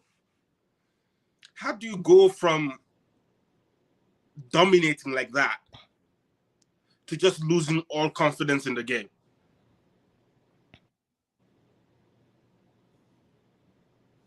That's a question. I don't know what you guys are waiting for. That's a question. I don't know who that was directed to. Yeah, that's I don't know who that was directed to. Yeah, that's to see it like that's like so you're preaching here. It's like yes, we know they joked. And next, what else? No, I don't. I think it's like, I think it's actually bigger than just choking. I see where he's coming from. Like, this isn't a choking situation where you can just say, "Oh yeah, they choked." This was more like they got, for large parts of the game, I would say PSG were better than Real Madrid. Way better. Like a lot better. There were parts where they looked like, I'm not joking, they could go toe to toe with Man City. Like I was actually going, whoa, this is a scary good team, man. Oh. And then so go on. Understand because so they were playing with full confidence. Yep. And after the first goal, it seems like they didn't even want to play anymore. Yep. They could have literally defended the entire game. Yeah. And they would have done better. 100%. But they just stopped. It's like they just stopped playing completely. But I think the problem is, with Messi, Mbappe, and Neymar, I don't think you can play a defensive game. Those guys don't know how to defend. Especially Messi, man. That guy is, dude. Do we have? He was a great footballer. Do we have the argument now, or do we wait later? Is it now confirmed that Ronaldo is better now? Is it an argument now anymore? It's not. Because this is an argument I've always made, which is And I always looked crazy back in the day because, well, at the time, it was hard to fight Messi. It really was. Like, it's hard to fight Messi when, he's dribbling past 5 or 6 players. But I always said, like, it was a completely different thing. Give me a second. Let me connect with my other thing. I'm having issues with my phone here. I'll be back in a second. Okay. No, it's all good. It's all good. Okay, let me just continue from where he was stopping. Yeah. Messi. Messi is a talented soccer player. Ronaldo is a hard-working soccer player. And now that they're both in their 30s, we see the difference. Right? Once talent didn't go to his, the years didn't do very well for him. But Ronaldo still works on his game. He still outpaces younger players. He's jumping higher than them. He's out-muscling them. And he's outlasting them. He's outscoring them. What is Messi doing? Walking up and down the pitch like me, holding my waist when I'm tired after just running 5 minutes. There was no desire to attack from him. And forget his defending. The man doesn't even care. If you watch the game, he's literally walking. The ball's in front of him. Go after it. Put some pressure. Apply some pressure onto these players. He's just walking up and down. And then he gets frustrated when they're attacking and they're in the box and they don't choose to pass him.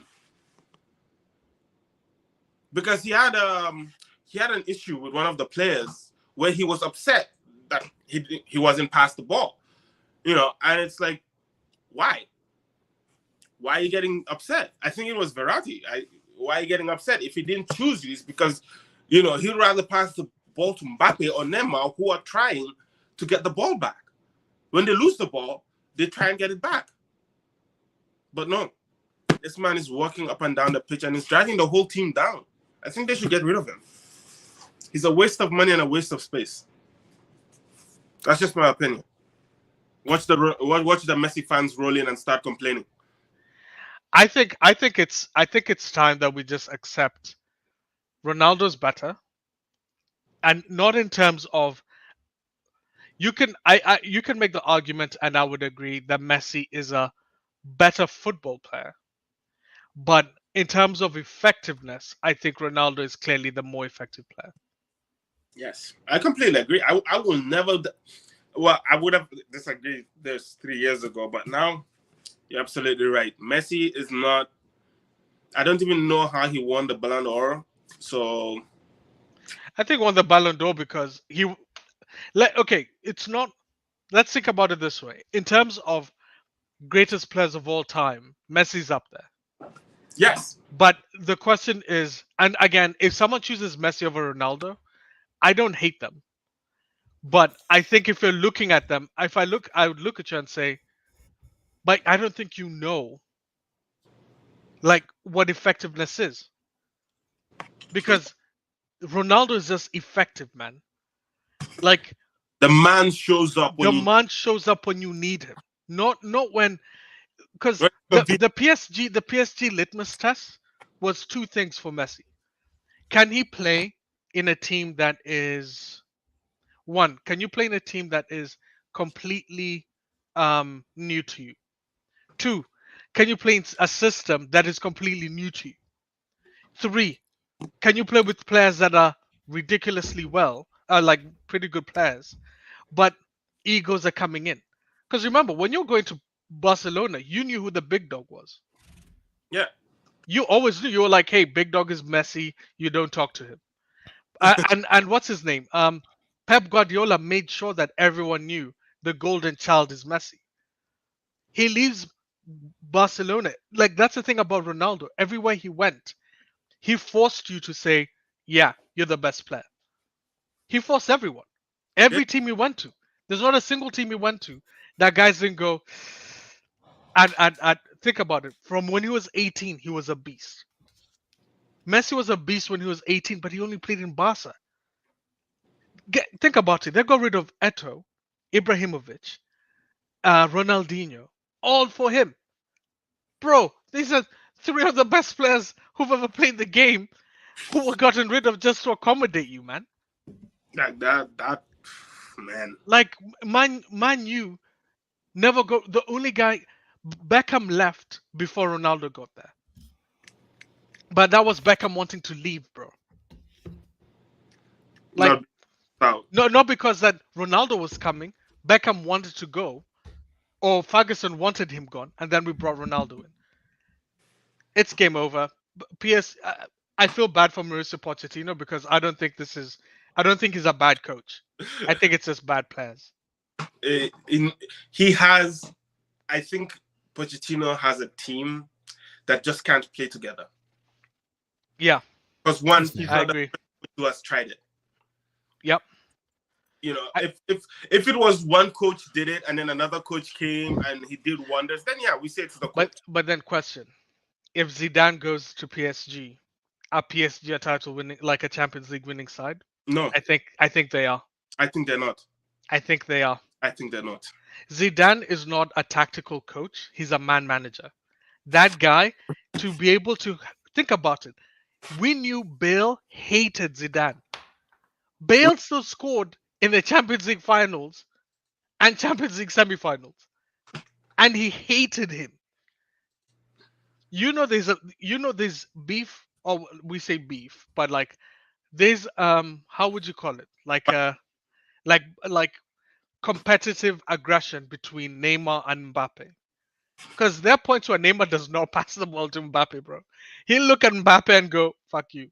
I'm passing it to the weirdest guy next to you, man. There are many times you see Mbappe look at him, like going, what the heck are you doing, man? I'm open.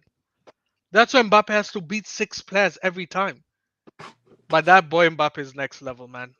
I was joking. Mbappe is the next. Like, I think Mbappe is.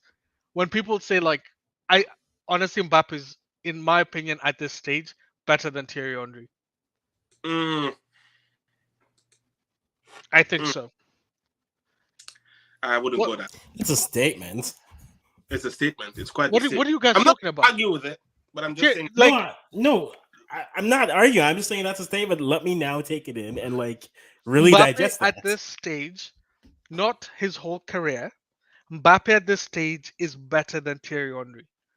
How old is Mbappe, guys? 20? 20? Is it 20 or 21? I think 21. I think Akwasi is typing it in. How old is Mbappe? He's 23. He's 23. Yeah, he's 23. At 23 years age, he's won the World Cup. He's won the Euros. He's dominated the French league, sure, with PSG, that's obvious. But my boy has done everything except win the Champions League. And we know that I don't think he stays in PSG until like once he's in the next like 2 years. I see a Real Madrid move or a Man City move. I think he should. I hear Man City are getting Haaland. Either this year or next year, he should leave PSG. If you want his career to go forward. Think of Mbappe at Man City. How many goals does he score? Think of Mbappe in Liverpool. Look at how like he changes Liverpool. Dude, Mbappe, Salah, Sane, and Mane. Mbappe, Salah, Mane, bro. If he goes to Bayern Munich, like this is the thing about it. Just like Lewandowski, I would say, there are very few players who goes to every big team and makes them considerably better. He's one of those few guys who can genuinely walk into any team in the planet and make them title winning immediately. Immediately. Your Champions League number 1. I don't think Neymar does that. I only think Lewandowski. I love Benzema, but I don't think Benzema does that for you. Benzema improves you, but he doesn't do much. I think Benzema at Liverpool is scary. At this point, any striker in Liverpool is scary. Facts. True. And you need a striker back. Scary. Now, so what did we think about Real Madrid's performance overall? I think that was good enough to just win the game. Like I don't think It's consistent. It's not no. consistent. I think if they meet, okay, they'll be lucky if they meet anyone of Man U and or Atletico, they'll beat them. But like if they beat the big boys, if they play Liverpool, Man City. yeah, or Man City or Bayern Munich, they get throttled. Yeah, I don't think it's even going to be close. it's not 'Cause, going to at that point. like, let's be honest. How many chances did PSG have that game? So many. So many. Oh, Like there were so many where I'm like, dude, how did you miss? It's like the weird Liverpool game where Liverpool had so many chances but Inter won, right? Like it's a weird game, but like the fact is, you give Salah the same number of chances, bro. You're gonna be 4-0 down before you know it, man. This wouldn't be a 2-0 game. It's gonna be. Missed 2 opportunities against Inter. Like he hit the crossbar. He had the twice. crossbar twice, man. Yeah. Yeah, you don't give that guy chances and he misses them like that. And those games are rare where he'll be off by centimeters, you know, like that. Those are off, Literally. man. Yeah. You know, if he hit So- the bar any other way, it would have gone in. Like I think, so I don't know how it flows, like when they win, who plays who, but I would say whoever plays Man U has the easy Man U Atletico. They've got the easiest run because I think both those teams are easily beatable. But For then, the English teams, yeah. yeah, of the what, sorry? Man U and Atletico. Yeah, between whoever wins between Man U and Atletico, I think I would be more afraid of Ajax than I would be of Man U. I'd be more afraid of, I don't know, Benfica than I'd be of Man U. Like facts. Atletico got beat what, like 4-0 by Barcelona? Barcelona trash, bro. So like even Atletico isn't that good. No, they're not as good as they were last season. Hmm. Yeah, they're not at all. I mean, how do you draw with Man U? Man U's trash, bro. Like how it's so bad. it makes sense. The Tottenham game. Oh man, Wow. Ronaldo was on form, but Jesus Christ, how many times? Man, dude, it Harry was Maguire needs to game get kicked again. out of It the was like game. Ronaldo literally took the whole team and put them on his shoulders and started running around. Yeah, but he can only do that like once every 3 months. It feels like the team is so But he just terrible. got off injury, didn't he? Huh? Yeah, he's freshest. Yeah, this is exactly. He's the freshest at this He point. just got off injury. He had his spa time and then he came back, showed the kids how to do it. Yeah, And he's watch in the next. I I think the issue with Man U, and this is just me as a fan feeling sad, but like I think the issue with Man U is two parts. Greenwood was clearly they clearly backed Greenwood because Mhm. before he did whatever he did, the stupid idiot, before he did what he did, I would say he was our best player. Like by far, he was clearly our best attacking player. So we lost him. Now you're reliant on Ronaldo. Now you're reliant on Bruno Fernandes. Now you're reliant on Pogba. But most consistent guys in football. yeah. So like we're now sitting here going, dude, we're just trash. But I think ignore the Man City game aside because that was an odd game for me. Like we were good in the first half and then we removed our 2 best players and then I we didn't just got understand that change. What? I was what- like, dude, you just what removed our prompted- 2 best players. I think Pogba was tired or something. I think they must be using analytics to know how long he can actually last in a game, and then they take him out. But I don't know. The Tottenham game was cool. it must I have think gone for Man- Sancho is now coming. The Sancho that we bought is now finally he's Showing decided up. to show Yeah. up. He's decided to show up. I saw that. Fred, for anyone who disrespects Fred, you don't watch football. You watch highlights. Fred generally, I'm not joking. That display he showed against Tottenham was the closest I've seen to any player I've seen to N'Golo Kante. Facts. He's just a hacker. That's He's it. a what, sorry? He's a hard worker. Yeah, but that's the thing. I think if you play him a lot more forward, the issue with Man U is we don't have a DM. So every time we play Scott McTominay, he's not a DM. He's more of a box to box. Fred is a box to box. Pogba is a box to box. We have no DM. Wasn't Pogba supposed to be a DM? No. Pogba's not a DM. Pogba's more box to box, bro. Even when you look to him at Juventus, you look at him when he grew, like he's a box to box, bro. He's actually more of an 8, even to a 10 than a 6. Yeah, No, he's an 8. Me of this guy. What is his calling? What the Man City player? Ivory Coast. Yaya Toure. Yaya Toure. Dude, he can't shine on Yaya. Yaya Toure is a beast, bro. I'm not kidding. The last guy I saw, Yaya Toure is probably the most undervalued and underappreciated Premier League player.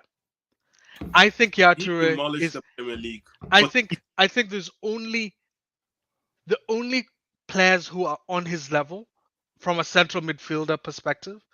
I think it's like 3 are on his level, not better than him, on his level. Dude, what could you do against him? You're not stronger than him. You're not faster than him. You're not taller than him. Like, what are you going to do against him? He's got skill, pace, strength, and dribbling. Control. Like, what are you going to do? The man's touching. He can shoot from anywhere. Like, think about it. We rate people like N'Golo Kante. N'Golo Kante can't shoot. Yeah, Toure could shoot. Yeah, Toure could defend. Remember, yeah, Toure was a defensive midfielder at Barcelona. He came to Man City, played almost as an attacking midfielder. Then David Silva came in. He went down to a central midfielder. So he can easily play 3 positions at the highest level. That is next. Lampard couldn't do that. Scholes couldn't do that. Maybe Gerrard. You could say Gerrard could technically have done that. But like who? Wrong. Who, sorry? Pep Guardiola. Yeah. He did Yaya Toure wrong. But Yaya Toure didn't like him. They didn't like each other. They didn't like each other. That's why he left Barcelona in the first place. Yeah. And then they followed him to Man City. Because I think Pep's issue is I think doesn't like Pep doesn't like, what are they called? Personalities, characters. He doesn't like if he wants you to be a robot. When he tells you, "Hey, Mo, stand there," he wants you to stand there. Akwasi, move. I want you to move like this. You go that way. What, don't you? You've never heard Eto's really? There's an interview Eto did with a French TV show, and he goes, when Pep came in, Pep was trying to coach him how to be a striker. And Eto'o looks at him and he goes, "What the heck are you talking about? I scored 40 goals last season. How the heck can you tell me how to move? Are you dumb?" And then Pep tells him how to play the next game. He ignores Pep's instructions and scores a hat-trick. And then after that is when Pep got rid of him because he refused to listen to him. But the guy scored a hat-trick looking at him going, "Dude, you don't tell me how to play if I'm one of the best strikers in the world." Can you imagine going to, I don't know, Ronaldinho telling him, "I don't want you to dribble"? Ronaldinho looks at you going, "What are you saying, bro?" You're telling the original Ronaldo, "Hey, stop dribbling. Stop shooting at these." Like, what? I actually think this European style of football right now it's actually killed the love of football. Guys are robots. Guys don't dribble. Guys just pass the ball like boring. One game. It's no longer like flair. Can you imagine JJ Okocha could not play in this league in this time? Ronaldinho couldn't play at this time. Ronaldinho might, but not really. The only guy I think who could is Ronaldo. Oh yeah, that's the only one I can think. He would boss this league. It would be game over. But carry on. That's my 2 pence. The game has lost its flair. It's now all about who has the fastest winger. Or just it's all hard. Attacking central mid now is all who's the best central midfielder right now? Kevin De Bruyne, right? Yeah. So De Bruyne, definitely. Kevin De Bruyne's skill is his passing range, and he's a hard worker, right? Like that kid can pass. Yes, his shooting is insane. Don't get me wrong, But like Kevin He De didn't do it Bruyne, often enough for it to count. yeah, but Kevin De Bruyne, I would say lacks. He's just a robot, man. Don't get me wrong, he's a brilliant player, but he doesn't. I don't get this vibe that he's like he No, doesn't give me anything. I just look at the player. And go, what are you doing? Like, what are you doing today, man? Like you're just a there's the reason why people don't like watching Man City games that much. It's boring. boring man. It's a boring game. Remember back in the day Mm, when them Ronaldinho and Eto'o would play against Real Madrid. mm. The classic. Fire, Oh fire, my! fire games. Actually, fire games. Like Because you knew this is my issue with the games today. Like Man U Liverpool doesn't have the same effect. Real Madrid Barcelona even now doesn't have the same effect. not at all. Like big games meant something. It genuinely did. It didn't matter how poor your team was. I used to say this. I was a Man U fan back in the day. I still am, but like back in the day, it didn't matter what Liverpool's position was. Liverpool could be 10th, and I would say that's our hardest game of the season.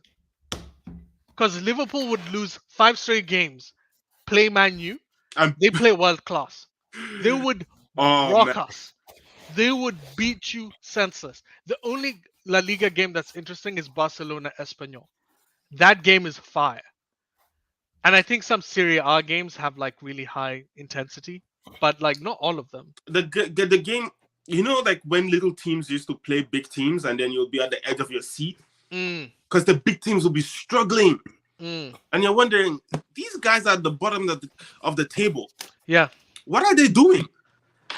I think if you look at it, I think which is a small team that Brighton maybe Brighton might be a good Brighton. team. I Brighton. think Wolves now are genuinely like a mid-table team now. Yeah. Yeah, but like definitely. Brighton is a small team, and I would say that's the only. Like this is my issue with every single league now. There is no variety. It's all like pressure, pressure, pressure. What happened to the days of like Stoke City just bombarding you?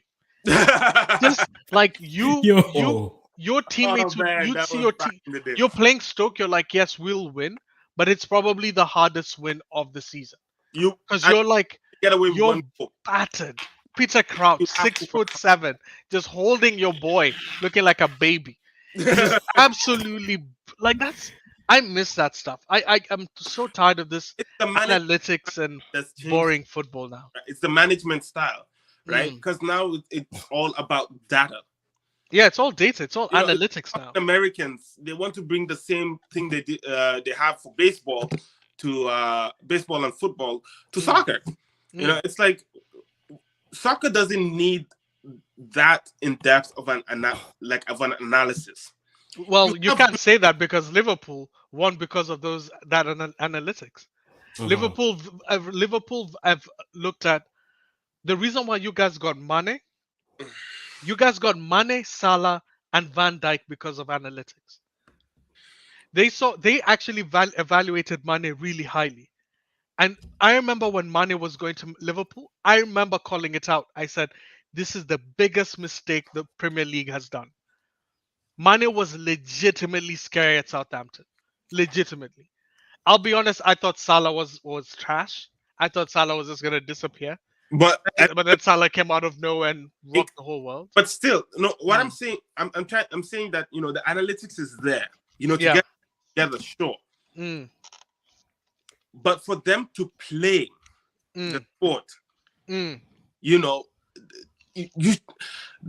you bring in a lot of data, the game becomes static.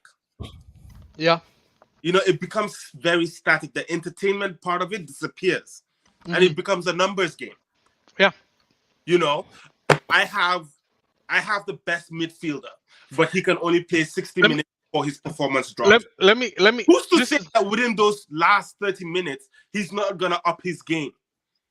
I don't want to be like that guy, but yeah. Let me be that guy. So I'm an analyst, guys. For the 3 guys listening right now, like I'm an analyst, and my issue with stats in football is that there are actually things called stupid stats. Let me explain. You can right now, as Mo said, you can have 95% possession or 99% pass accuracy. Everyone goes, "This guy's an amazing passer." No, he's not. You should evaluate forward passes, not pass accuracy in general, right? If Mo has 98% pass accuracy, but 80% of his passes are back to the keeper, that's Does a useless ball. That's a useless ball player. That's why I like players like Kevin De Bruyne is the only one that I look at and I go, holy smokes, that kid can pass. Like ridiculously well. But that's why I never rated Sergio Busquets. Because every time I saw Busquets play, it was always a square, like a horizontal pass. I never saw him pass in front of him, ever. Every time I would see Xavi come down, then he would pass the ball to Xavi horizontally, man. Now, granted, after Xavi and Iniesta left, he showed me why he's a good player. But back in the day, I used to think he was trash, bro. Now he's good. it was being clouded I'll by give him the benefit of the doubt now. But like back then, nah. I used to think he was so trash. I thought Carrick was better, honestly. I thought if you put Carrick in that same team, he'd do just as well. I'm not even kidding, bro. I think Carrick is also underrated. People who are good passers of the ball, I think, are really underrated. Like Xabi Alonso, I thought Xabi Alonso was great for Liverpool. I think Pirlo is an odd one. I didn't like Pirlo at the beginning. I think Pirlo just got better over time, man.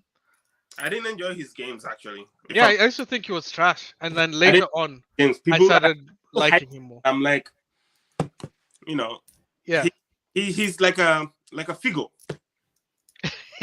Yeah, come on, don't, yo, those are fighting talks, bro. Figo's a legend, bro. Figo's actually one of the best players I've ever seen, man. It's all Figo. Figo. No, Pirlo, I think that what's it called, trequartista role, that like an attacking midfielder, but he plays DM. Like that's such an Italian confusing thing to do.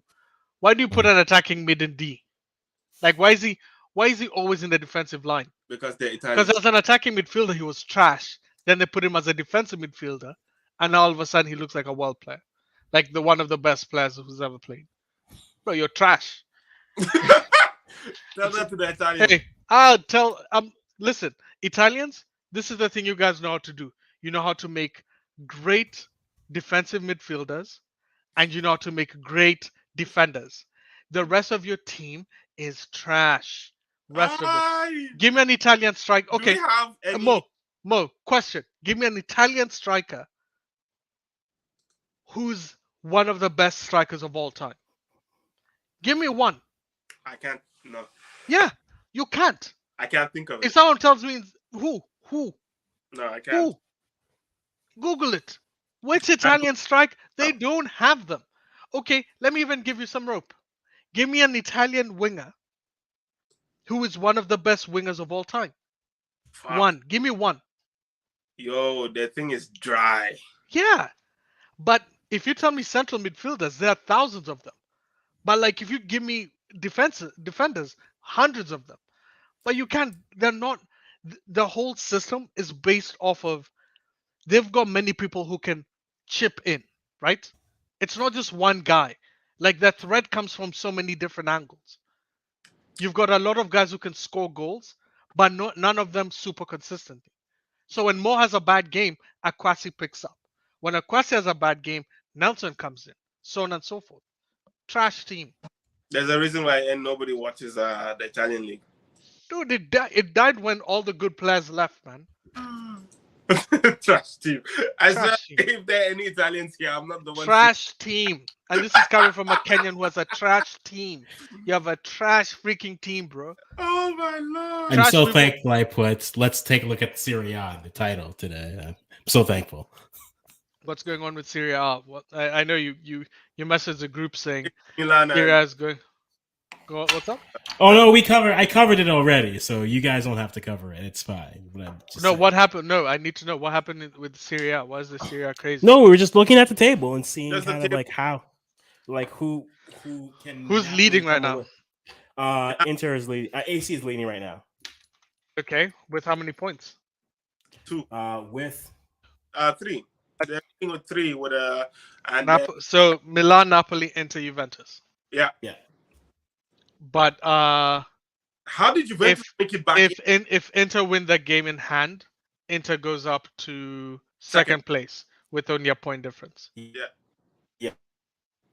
Okay. Dude, Serie A is like this is. I guess this is good. I guess this is a good year for Inter. Also for Abramovich is just a beast. Oh, sorry, not Abramovich. Ibrahimovic is a beast. He's still Yes. both, man, at his age. Dude, that guy's just amazing, man. At his age. Can you believe it? The man's 40. Yo, do you mind if I'm gonna go a massive segue, right? You guys know what's going on with Chelsea? Oh. Or with ownership wise? So they're transfers and everything. They can't spend they've been transferred. They've been banned. Not just, dude, I don't know if it's changed, but when I read earlier, they said that not just a transfer ban, but it was also how much they can actually spend. Yeah. Like internally. Bro, not just the ban on you can't buy new players. It was the players you currently have. How much money can you actually give them? There was a point where they didn't even know if they could play like Champions League games, if I'm not wrong. They can't sell tickets. Yeah. That to me was just a killer blow. Like a team that can't sell tickets. And they've lost what, like 2 sponsors worth £40 million a year. Yeah. They're finished. What? So let me ask you a question. Do you think that's fair? No, not even close to being fair. Like, why don't you think it's not fair? Because here's the thing, right?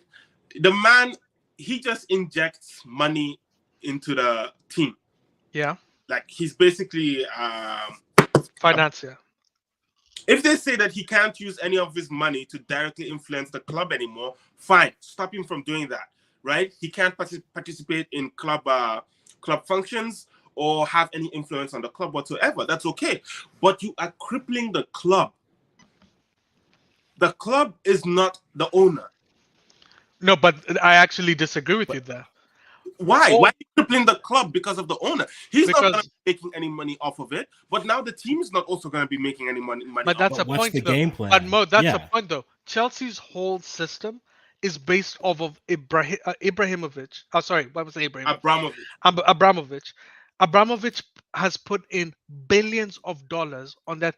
I don't think you know when he's selling the club. When he sold the club, one of his demands is all the money that he's been putting into the club was like a direct loan from him. So Chelsea wouldn't have made any money. First of all, Chelsea does not have the fan base or the sponsorship behind it to support itself. No. So if Chelsea supported itself, they'd be like probably Wolves level. Facts. Like, let us be honest. The only reason why Chelsea's up there is because you've got a guy who's got so much money. Wonder where he got it from, but he's got so much money that I don't know. That he just drops it on. He just drops it on these guys, man. So like for me, I actually think it's fair that I think this is what I think they should have done. They should have done what the NBA did with the Clippers owner. With Sterling. Yeah, Sterling. They should have just said, hey, instead of making things awkward, sell the club. We've got buyers ready, right? Mm-hmm. Let's just get a buyer who fits the my thing is the English FA does not actually. The English FA should be validating who should be the next owners. Because if you've seen the guys who are coming up, you've got Nick Candy, who's a real estate guy, this is what I assume he's going to do. He's going to come in, he's going to take all the land that Chelsea has, sell it off, or develop them so that he can rent them out.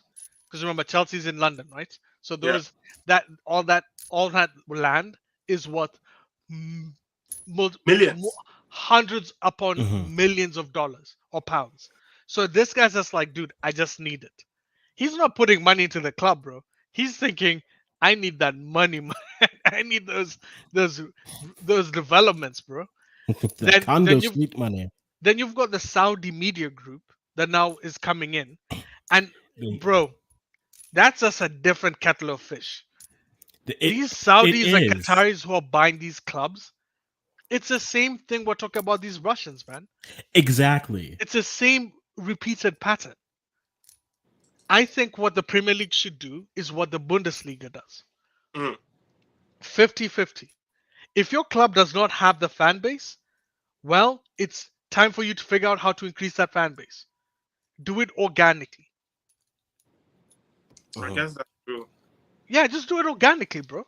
Stop having all these stupid wealthy Americans, like it's a failed system. It's going to You can get. have a guy buy 30% of your club, sure, but then the rest is all owned by fans. A fan association runs your club. That's why the Bundesliga actually works. I would rather watch a Bundesliga game than any other game in the league.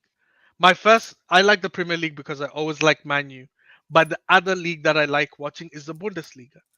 Because, dude, those clubs are run well. Because as a fan, you only care about football.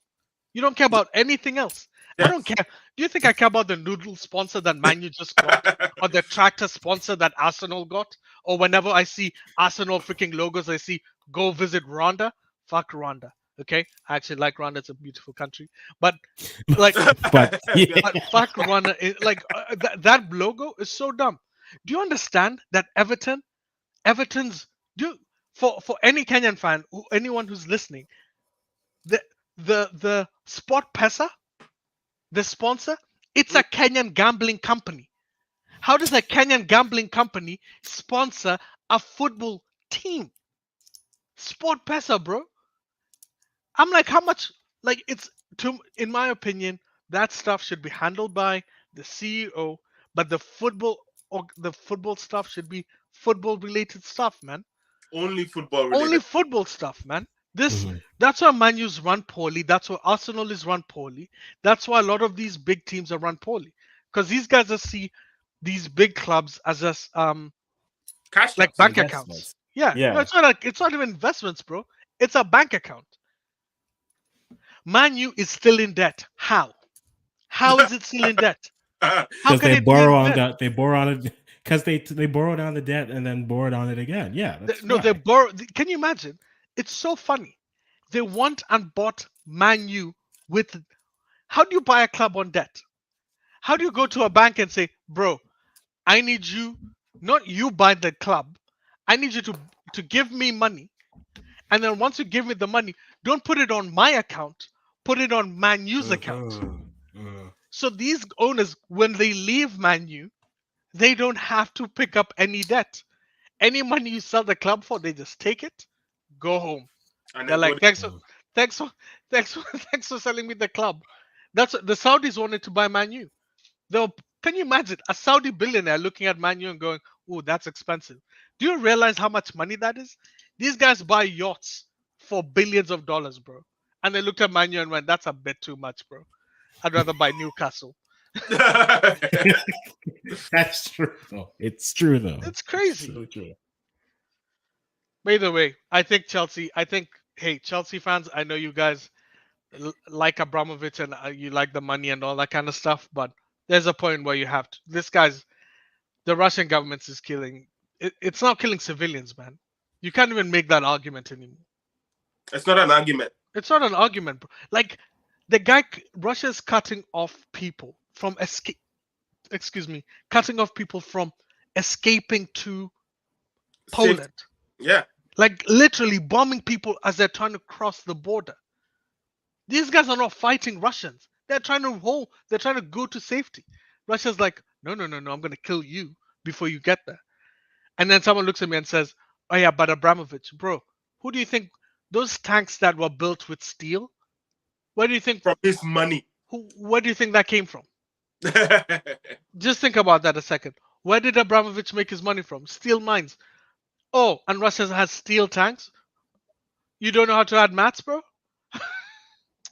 1 plus Yeah, 1. that's some pretty quick maths. Yeah. Just some. Either way, I wish I know I don't think the club should go down the rabbit hole. But guess what? Man U apparently wants Tuchel, so hey, Mo made this continue. But You didn't hear that story? no. Yeah, so Tuchel, because of all the issues going on and the uncertainty, Tuchel's already said that he's not this summer. He said he might not stay at the club. And Manu already reached out to him. Jeez. Already. Yeah, because they're like, dude, let's be honest. The top 3 coaches in the world, Tuchel's one of them. Fair enough. That's just a fact. So if I can't get Klopp or I can't get Pep, the third best guy is Tuchel. That's just a fact, man. Like, I would look at him and go, yes, yeah, come in right now. You're like you're a Mourinho who's horrible, who actually brings results. So I'll take you. Because I would say Mourinho was third, but now after he's failed a couple times, you can't say he's third anymore. You can't say it's that, but Yeah. I'll say, Maybe Ancelotti's up there. I was about to I'll give say, Ancelotti, but he Ancelotti- failed at Everton. man, you can't just dismiss him like that. Who? Mourinho? No, Ancelotti. No, that's what I'm saying. Like, but he failed at Everton. The thing about Tuchel has, Everton. but Tuchel has. This is the thing. I can only go with what your resume says. Tuchel has impressed in every single club. Ancelotti has been in more clubs, obviously, because he's much older. But that's another thing, is that Ancelotti is significantly older. Tuchel's young, man. Yeah. This is the thing about Tuchel. When he comes into your club, just expect whatever he says, give it to him. If you don't, he'll leave. Look at Paris. PSG are technically worse with Tuchel having left. Dude, Tuchel left after winning every single league title. He won every single time. Let's be honest, PSG lost last season. that's the French league, man. Yeah. But And dude, they didn't win last season, so you can't even make that argument anymore. No. It's the French league, man. Like, if you're coaching PSG in the French league and you don't win anything, Yeah, there's a question there. you should be fired right away. No questions asked. But I don't think you'd be able to handle Messi. Neymar, and Mbappe. I don't think you'd be It's a able. waste of space and money. Who, Messi? Yeah. My guy makes, what is it, £1 million a week? Aye. Is that not right? He makes $1 million. He needs to walk the children. Come now. Bro, if you're making £1 million a week, I wouldn't play football either. I just take that paycheck, bro. That's 50 million a year, man. 50 million a year plus, what is it? He makes 50 million, 3-year contract, 150 M. Come on, guaranteed. He can sit on the bench for 3 years and he's still guaranteed 150 million. I wouldn't play. I just sit there. I'm retired age. I'm a goat. I'm one of the goats. About that ridiculous money that they're paying players nowadays. Is it worth it? It's a question. Because teams are going bankrupt just to accommodate these expensive players that don't perform. I had this question earlier, guys, and I'm wondering what your thoughts on it are. And it's about like clubs who've spent a lot of money, and they brought in City for this specifically. But I'll give you the question, give me your thoughts, and I'll give my twist on the question here. So with PSG and City having all the money, having won Champions League, which team do you think is most disappointed in the Champions League? Is it PSG or is it City? And to add to it, which Champions League loss do you think stings more? Is it PSG losing to Bayern 2 years ago, or is it City losing to Chelsea last year? Chelsea, sorry. City losing to Chelsea, hands down. Hands down. There's no argument there. True. Listen, City has had money way before PSG had. They had the players. Oh yeah, that's fair. That's true. Yeah. They had the players, the management, and they still couldn't make it. But I would say PSG at least had history. Man City didn't have history. So for Man City to get to where they are, it required a much longer process. But they had the time. They still have the time. Right? I think Man this City is just money. This is where the argument changes for me. If Man City do not win the Champions League this year, I think it's Man City will be the more disappointing one. Because PSG can still argue that they don't have the best coach. They can still argue that. as much as I love Mauricio Pochettino, Poch has never won anything. No. Espanyol, Tottenham, PSG. Cool. But with Pep has won it with Barca. Then Bayern was trash. He never won the Champions League. Wait, he And did, then and I thought he won it. no, he never won with Bayern. Oh, So if he That's yeah true. he left, then they won it.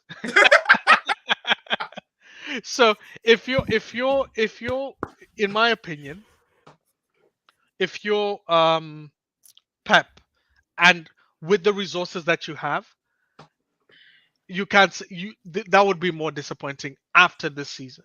If they win it this season, it's a different conversation. But honestly, I genuinely think this year might be tough because I think Liverpool win the Champions League. I already call that. I think Liverpool are that team that everyone ignored at the beginning. So you've come around. No. I always said, I said Man City are the best team in the Champions League. Mm-hmm. Right? I don't think you can disagree with that. Man City are the best team. Liverpool, on the other hand, are that scary team that just are slowly chugging. No one's noticing them. They're just slowly. They're that team that's sitting there back. Van Dijk and all of these guys are like, just keep a low profile, boys. Let's win 2-0, 1-0 games. No one will notice us. But I do think they will have enough to beat this Man City team. Because I think they've got that Diaz guy that they brought in. Oh my lord, that kid is nuts. Diaz has been a nice pickup for them. That kid is nuts. So I think that, and that's the reason why I switched to Liverpool, is the fact that he walked in and just seamlessly understood the team dynamic and has now made them even look scarier. Whew. I think they can beat in a one-off game. They can beat Man City if they meet in the finals. Yeah, if they win the finals, I think most teams are hoping next round. Right, you're trying to avoid Bayern, you're trying to avoid Liverpool, you're trying to avoid City. Is there anyone else there that you're trying to avoid that next round? No, just those three teams. Well, wait, which three did you say? You said Man City, Liverpool, and who? And Bayern. I would say even Bayern. I don't think Bayern is scary now. Honestly, Bayern have been trash. They've not been trash. They've been trash, bro. They've been inconsistent. They have a good game, and then that first Salzburg game, Salzburg could have scored 3 goals. And even though we had this discussion with Okwasi, and I said Bayern is going to destroy them the second game, but against a good team, dude, if Bayern plays Liverpool and they have one-off games, Bayern is going to go down 3-0. And Bayern isn't scoring 3 goals, 3-0 against Liverpool. Liverpool will score at least 1 or 2. Never, ever. Yeah. They might win 1-0. Bayern can win 1-0, but they're not scoring 3-0 against them. No. There's no way. That's why I say Bayern are not, to me, Bayern are a scary team, but in the essence of, they just have some efficient players. Not all of them, but some are very efficient. I love Gnabry and I love Lewandowski.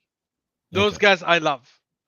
But the fact that the defense now is a lot weaker without our boy Davies, that's an issue. I think that midfield isn't as good. Honestly, I don't think it's as good as the other ones, the bigger ones. Just in general, man. Well, Nagelsmann did say yesterday that the hope is that Davies is ready in 4 weeks. He was seen jogging in a field for training, which put all Canadian fans into like a, can he come back? And every week I add a new title to mine now. I am now the wet blanket to hope, which I said no, he's not coming back in 2 weeks. But the hope is that they can have him back for the next championship fixtures in April, in which case I'd say he's not going to be fully fit, but it could help. But dude, in 4 weeks, you're going to be quarterfinals. Yes. Once you're in quarterfinals, if Bayern draw against Liverpool or City, it's over. Oh, it's over before you get there. Yeah. That's a fact. Because the only way you slow down, think about it this way: even with Davis, Davis plays left wing. Yeah. On the right wing of Liverpool, you have Salah and Trent Alexander-Arnold. Runners.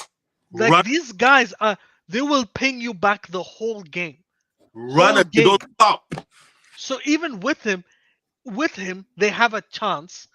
Or they have a slight chance. Without him, they have no chance. That's the difference. So it's a marginal, and that's the thing about like Champions League. Champions League is a game of marginal, like difference. If a team is marginally better than you in the Champions League, it always wins. Always. Simple. So let's talk about that. Let's talk about that. The youngsters who are coming up. The new youngsters. Okay. Right. I say Mbappe has the support of fans. Yeah.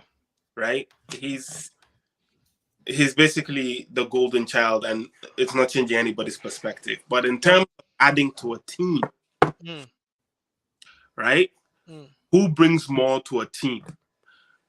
Haaland, Davies, or Mbappe? I would say at this moment Mbappe. Why? I think Mbappe is just generational. I think Haaland is like Van Nistelrooy. An amazing player, one of the best strikers who's ever played the game, but that's just it. Like, you know, this because there are a lot of strikers who've played the game who've never won the Champions League. Like Ibrahimovic, an amazing player, never won the Champions League. You know what I mean? Like, there's some players that's just going to be the moniker they have, and Haaland for me doesn't come off as now. That's dependent. If Haaland goes to Liverpool, that's a different conversation. If Haaland goes to Man City, different conversation. But but Mbappe at the moment, I think has the highest ceiling. Now, you only brought 3 players. I think the player, and I've had this conversation with Akwasi many times. Yes. I think Jonathan David, that guy is next level. That's the guy who I think in 5 years will be on Mbappe's level. Genuinely. When you see him play, he has all the attributes that Mbappe has. All of them. I think the only difference is he doesn't play for a good team. So what would happen? Now, secondly, one second. The other one is my Nigerian brother, Osimhen. Okay. Osimhen is scary, but he's very raw. He's Nigerian. Nigerian. Yeah. Mm-hmm. Which is why I have feelings, but still. Won't last long. Watch till the money and girls get to him. He's gone. That's what I'm saying. Like, my issue with Osimhen is he's got the talent, but does he have that consistency behind him? I don't know. He doesn't. No. If he goes, but that's the thing. What is he, Napoli? So like Napoli are doing well. So if he moves from Napoli to, let's say, I would love him at Man U, but Man U would be the death of his career. But like if he goes to Arsenal, who've been playing very well, I think he would murk the league. People would be like, who is this guy? You know, like when Suarez came out of nowhere for many people and they went, how the heck is he this good? But the guy had been balling for years, just no one had noticed it. Yeah. But he'd been balling for years, man. So I think Osimhen is that guy. And Jonathan David for me is that guy. Of the younger players, I also think Gravenbeck, who's at Ajax, the central midfielder, he's really good. But then again, Ajax central midfielders tend to be, they look good in the Dutch league, and then they go out of Netherlands and they're trash. But I like him. Those are the guys I would say. My thing about Davis is, it's not that I don't rate him. I just think he's probably going to be that player that, like, is he going to be like a Marcelo? There are very few left backs who've really, like, we look at the game and we go, yeah, that guy's amazing. Like, think about it. Davis, I feel like he brings more to a team based on his position. Mm. You know, Davis is a left back. Mm. And we say that like this guy, what's his name? Trent Alexander-Arnold is one of the best fullbacks in a while. Yeah. Right? Mm. I think in like a year or two, Yeah. Davis will surpass him and every other fullback. The man, he defends and he attacks and he provides and he scores. These are things you're getting from a fullback. From Mbappe, he's a striker. So I've got a question for you, actually. At this current moment, is Reece James better than Trent Alexander-Arnold? Who? Reece James, the Chelsea one. Is he better? I think it's a conversation to me, but I would still take Alexander. Alexander. To me, Alexander is slightly ahead, but it's a conversation in the world right now. I'm not kidding when I say this. I take Reece. Why? And I could see why you would. No. I want to hear this. Tell me why. These are the stats of Reece. When Chelsea lost Reece James, they stopped being a contender for the Premier League. Fact. The loss of one player screwed them. I think Liverpool without Trent Alexander-Arnold hurts them, but I still think they still attack. They're still contenders for the Premier League. I still think so. I don't think you can do that with Reece James. It's a fact, particularly the way Chelsea play with fullbacks. It's so pertinent. No. So here's the thing. Based on what you're saying, you know, sure, Liverpool as a team is greater than any one of their individual players. That is okay. Chelsea is a team that needs every one of its players to function at the highest level for them to make it.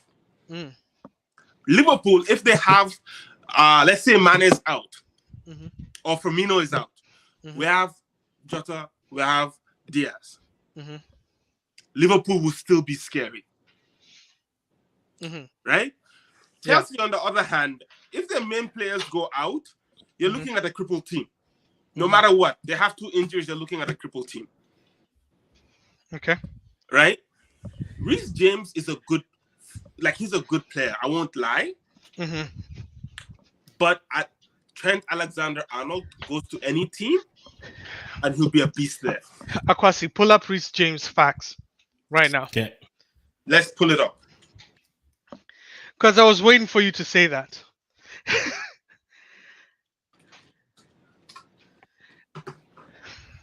Okay.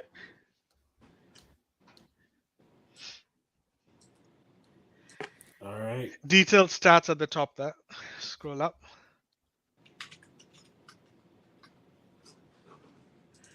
So, in the 17 appearances he's played this season, he has 5 goals, 6 assists. Okay. How many does Trent Alexander-Arnold have in 17 games? Hold on.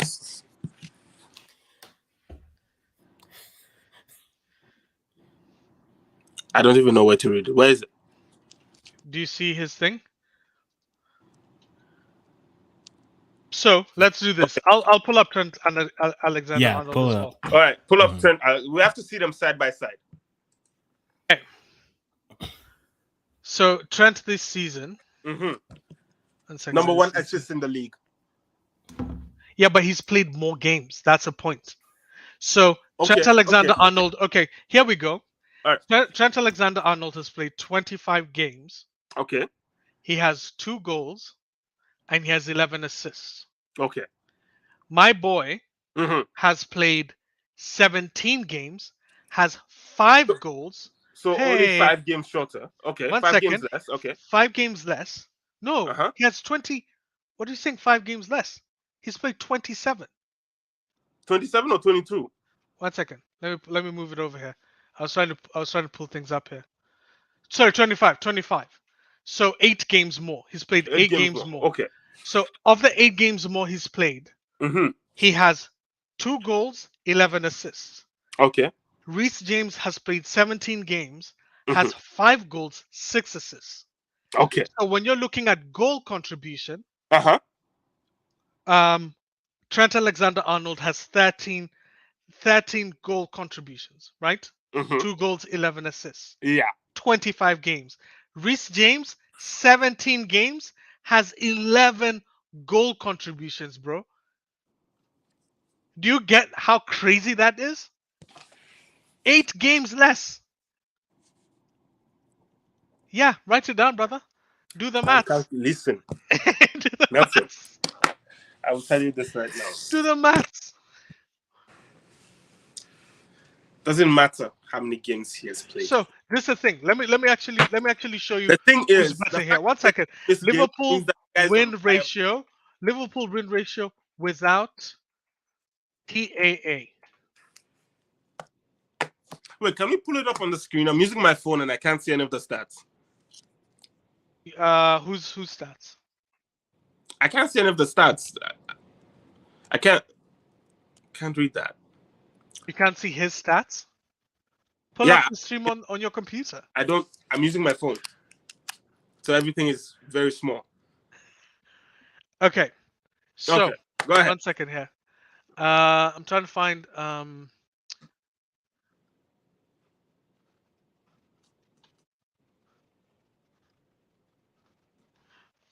okay, let's see here. I'm trying to get Trent Alexander's win ratio.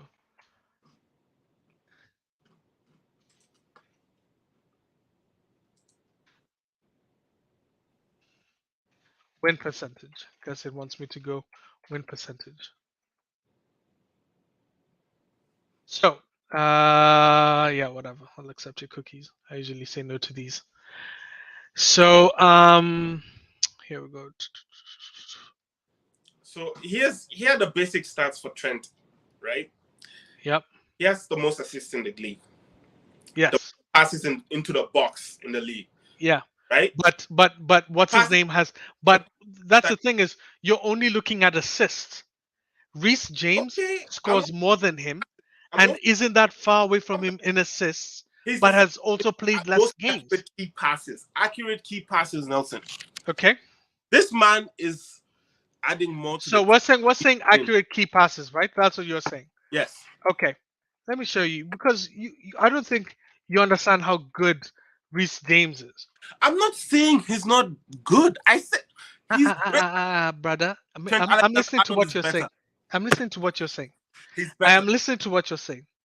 Now, you're saying what was the argument you said here? I was reading the detailed. I want to see his passing accuracy here.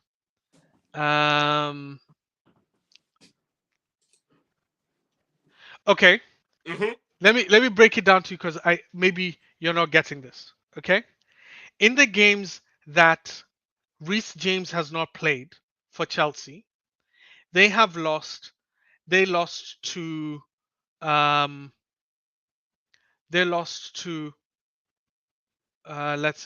second, I'm trying to pull up. They lost to Watford when he wasn't in the squad. Okay. They drew with Liverpool. They drew with Brighton. They lost to Crystal Palace. They lost to Norwich.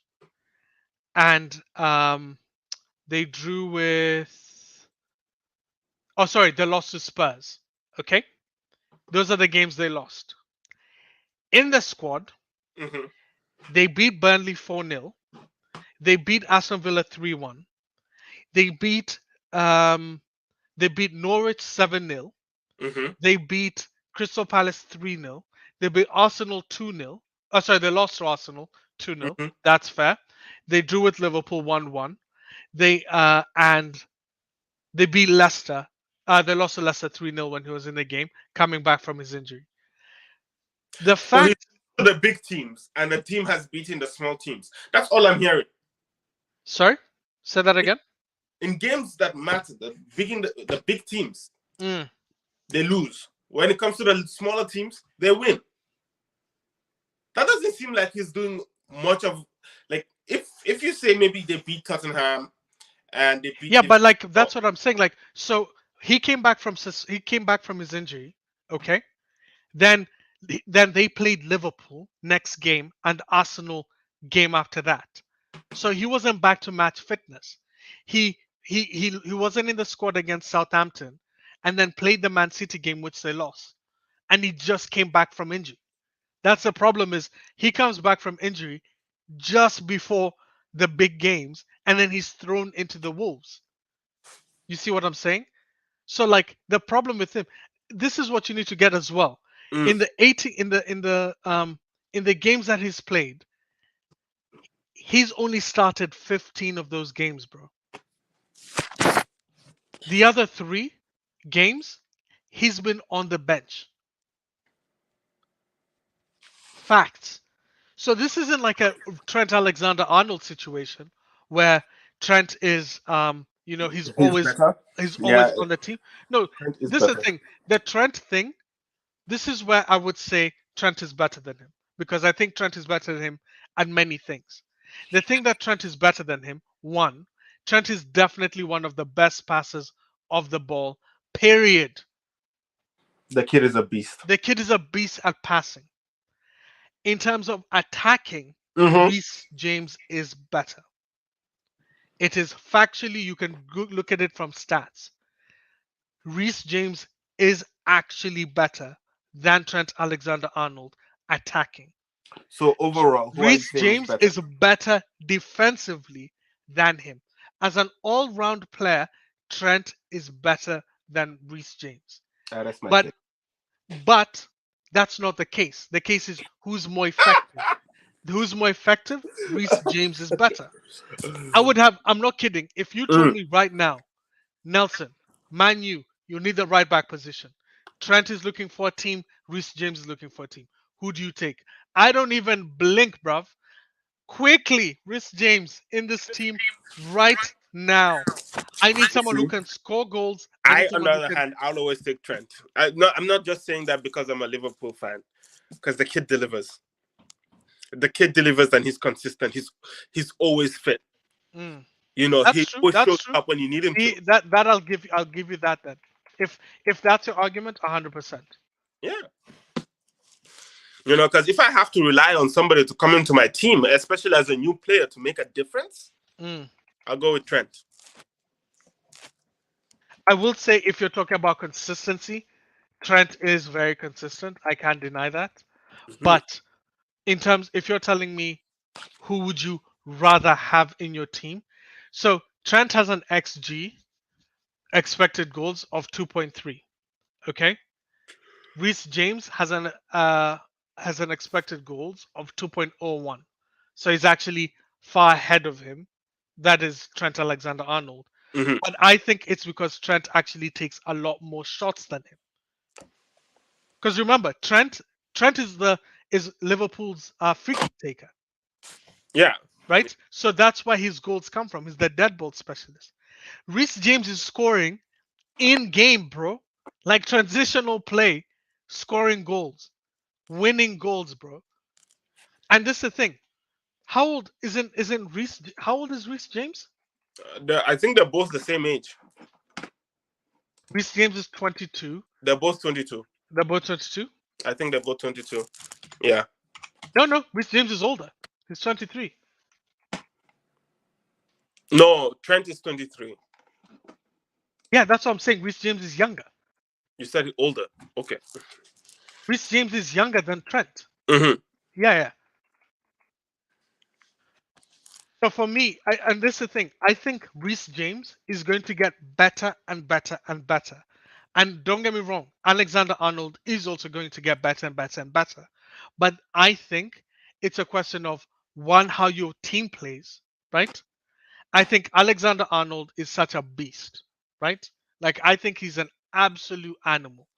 But do I expect him to be like the I think next year you'll see Reece James will be better than him. I guarantee it. Then we'll see next year. Because I think Alexander-Arnold is obviously what's what I'm trying to go for here. The system of Liverpool makes Alexander-Arnold so much better. That's the reason why Reece James is preferred in England, right? Reece James is the preferred English option. not TAA. That's just a fact. And that's why they're not winning. No. Well, they reached Reece James took That's them why to they're the not winning. finals. Reece James took them to the finals, boy. The first finals in how long? Like, let's not.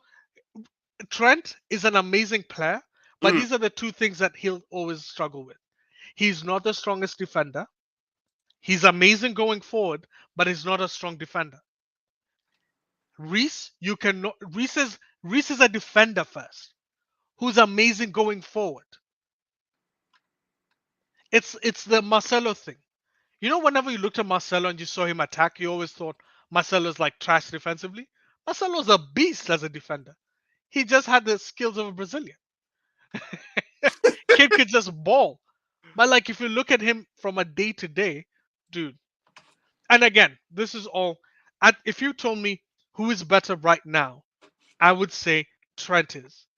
If you ask me who has a better ceiling, I would say Reece James has. Because Reece James will get better and better and better. The more. Well, first of all, since Chelsea's going down, this might be A foregone tough conclusion. argument to make. Yeah, this is going to be a hard one. But if let's say Reece James goes to, if Reece James went to PSG where they don't even defend to begin with, like it's game over. If he goes to Real Madrid where they don't need to defend every game, Reece James stats are going to look like comic book numbers. But is Trent better than him right now, Mohammed? I'll give you this one. He is. I'll give you that one. Thank you. But am I saying is it close? Yes. I don't think that argument is. If you asked this argument last year, I wouldn't even listen to you. I'd be like, bro, it's Trent. Reece James is good, but Trent. But like now, the question is, Reece is actually up there. Okay. Well, No, I think I'm out of arguments. I think I'm no out of guy. arguments. We went a solid. We almost went 3 hours today, which is actually surprising on the rewatch. It's gonna be a lot of people, guys. You'll have to edit this. You'll have to edit this. It has to be It's shown. live, bro. So it's live. This is live, so this is gonna stay here. It's But live. but yeah, this is a live. Oh my guy. Hi. You're putting our scruffy faces on the internet just like that. I just got my haircut, so that's on you. I don't know what to say to you, but no, but definitely, guys. Honestly, it's been good. I think we're gonna try to do this every Sunday, just anything, and we had a lot of interaction. Every other Sunday, not every Sunday. You want to go every? Well, I'll definitely be here every Sunday, and you guys can jump on every other Sunday. Podcast every Sunday. Like we'll interchange between the podcast and the live stream. My thing is just the time. I'm usually busy between 4 and 5. Make it 6:30. Yeah, like 6 going 7 is always best for me. Okay, well, we'll definitely take that into consider and go with that. But yeah, thank you for everyone who stopped by. You left us a like. People who stopped by, viewed. People who are going to be here on the rewatch. If you've made it this far on the rewatch, I mean, you have more of a commitment level than I would, because that's 3 hours of us, of me, and then us just rambling afterwards, guys. But honestly, thank you so much. Don't forget to leave a subscribe, comment down below what caught your attention in this week's week of football. It could be anything, and we'll definitely interact with you there. If you're looking to talk with us again, we are on Twitter. You can find us at the Afri-Cans, so Afri-Cans, AFRI-Cans, all one word. Looking forward to a lot of good content coming through. Thank you again, Nelly, Mo. Thanks for joining us. Yo, we've been here from day one. Finally, they have faces to us, guys. Thank you again. Yeah, guys, and sing, once we hit 1,000 likes, that's when you'll see my face. Okay, that's okay. 1,000 likes on the video, or 1,000 subscribes. Like, I need to put this out there. Once we get 1,000 subscribers, you see my face. Okay, no, fine. 1,000 likes. He said 1,000 likes. I heard that. Well, 1,000 likes. I think 1,000 likes. You're thinking a total of 1,000 likes? Yeah. On a video, or just total 1,000 likes, period? Because that can be done on a video. 1,000 likes on a video. Yeah, that's harder. Yeah. 1,000 likes on a video is harder, bro. No. I would say 1,000 subscribers is easier than 1,000 likes on a video. No. But we'll see. We'll see what happens. All right, boys. All right, boys. Thank you guys for coming by. Again, everyone in, and you'll see a version of us next week. It may not be all three of us. It might just be one of us. But you guys join us again. Thank you again, and we will talk to you later. Bye-bye for now.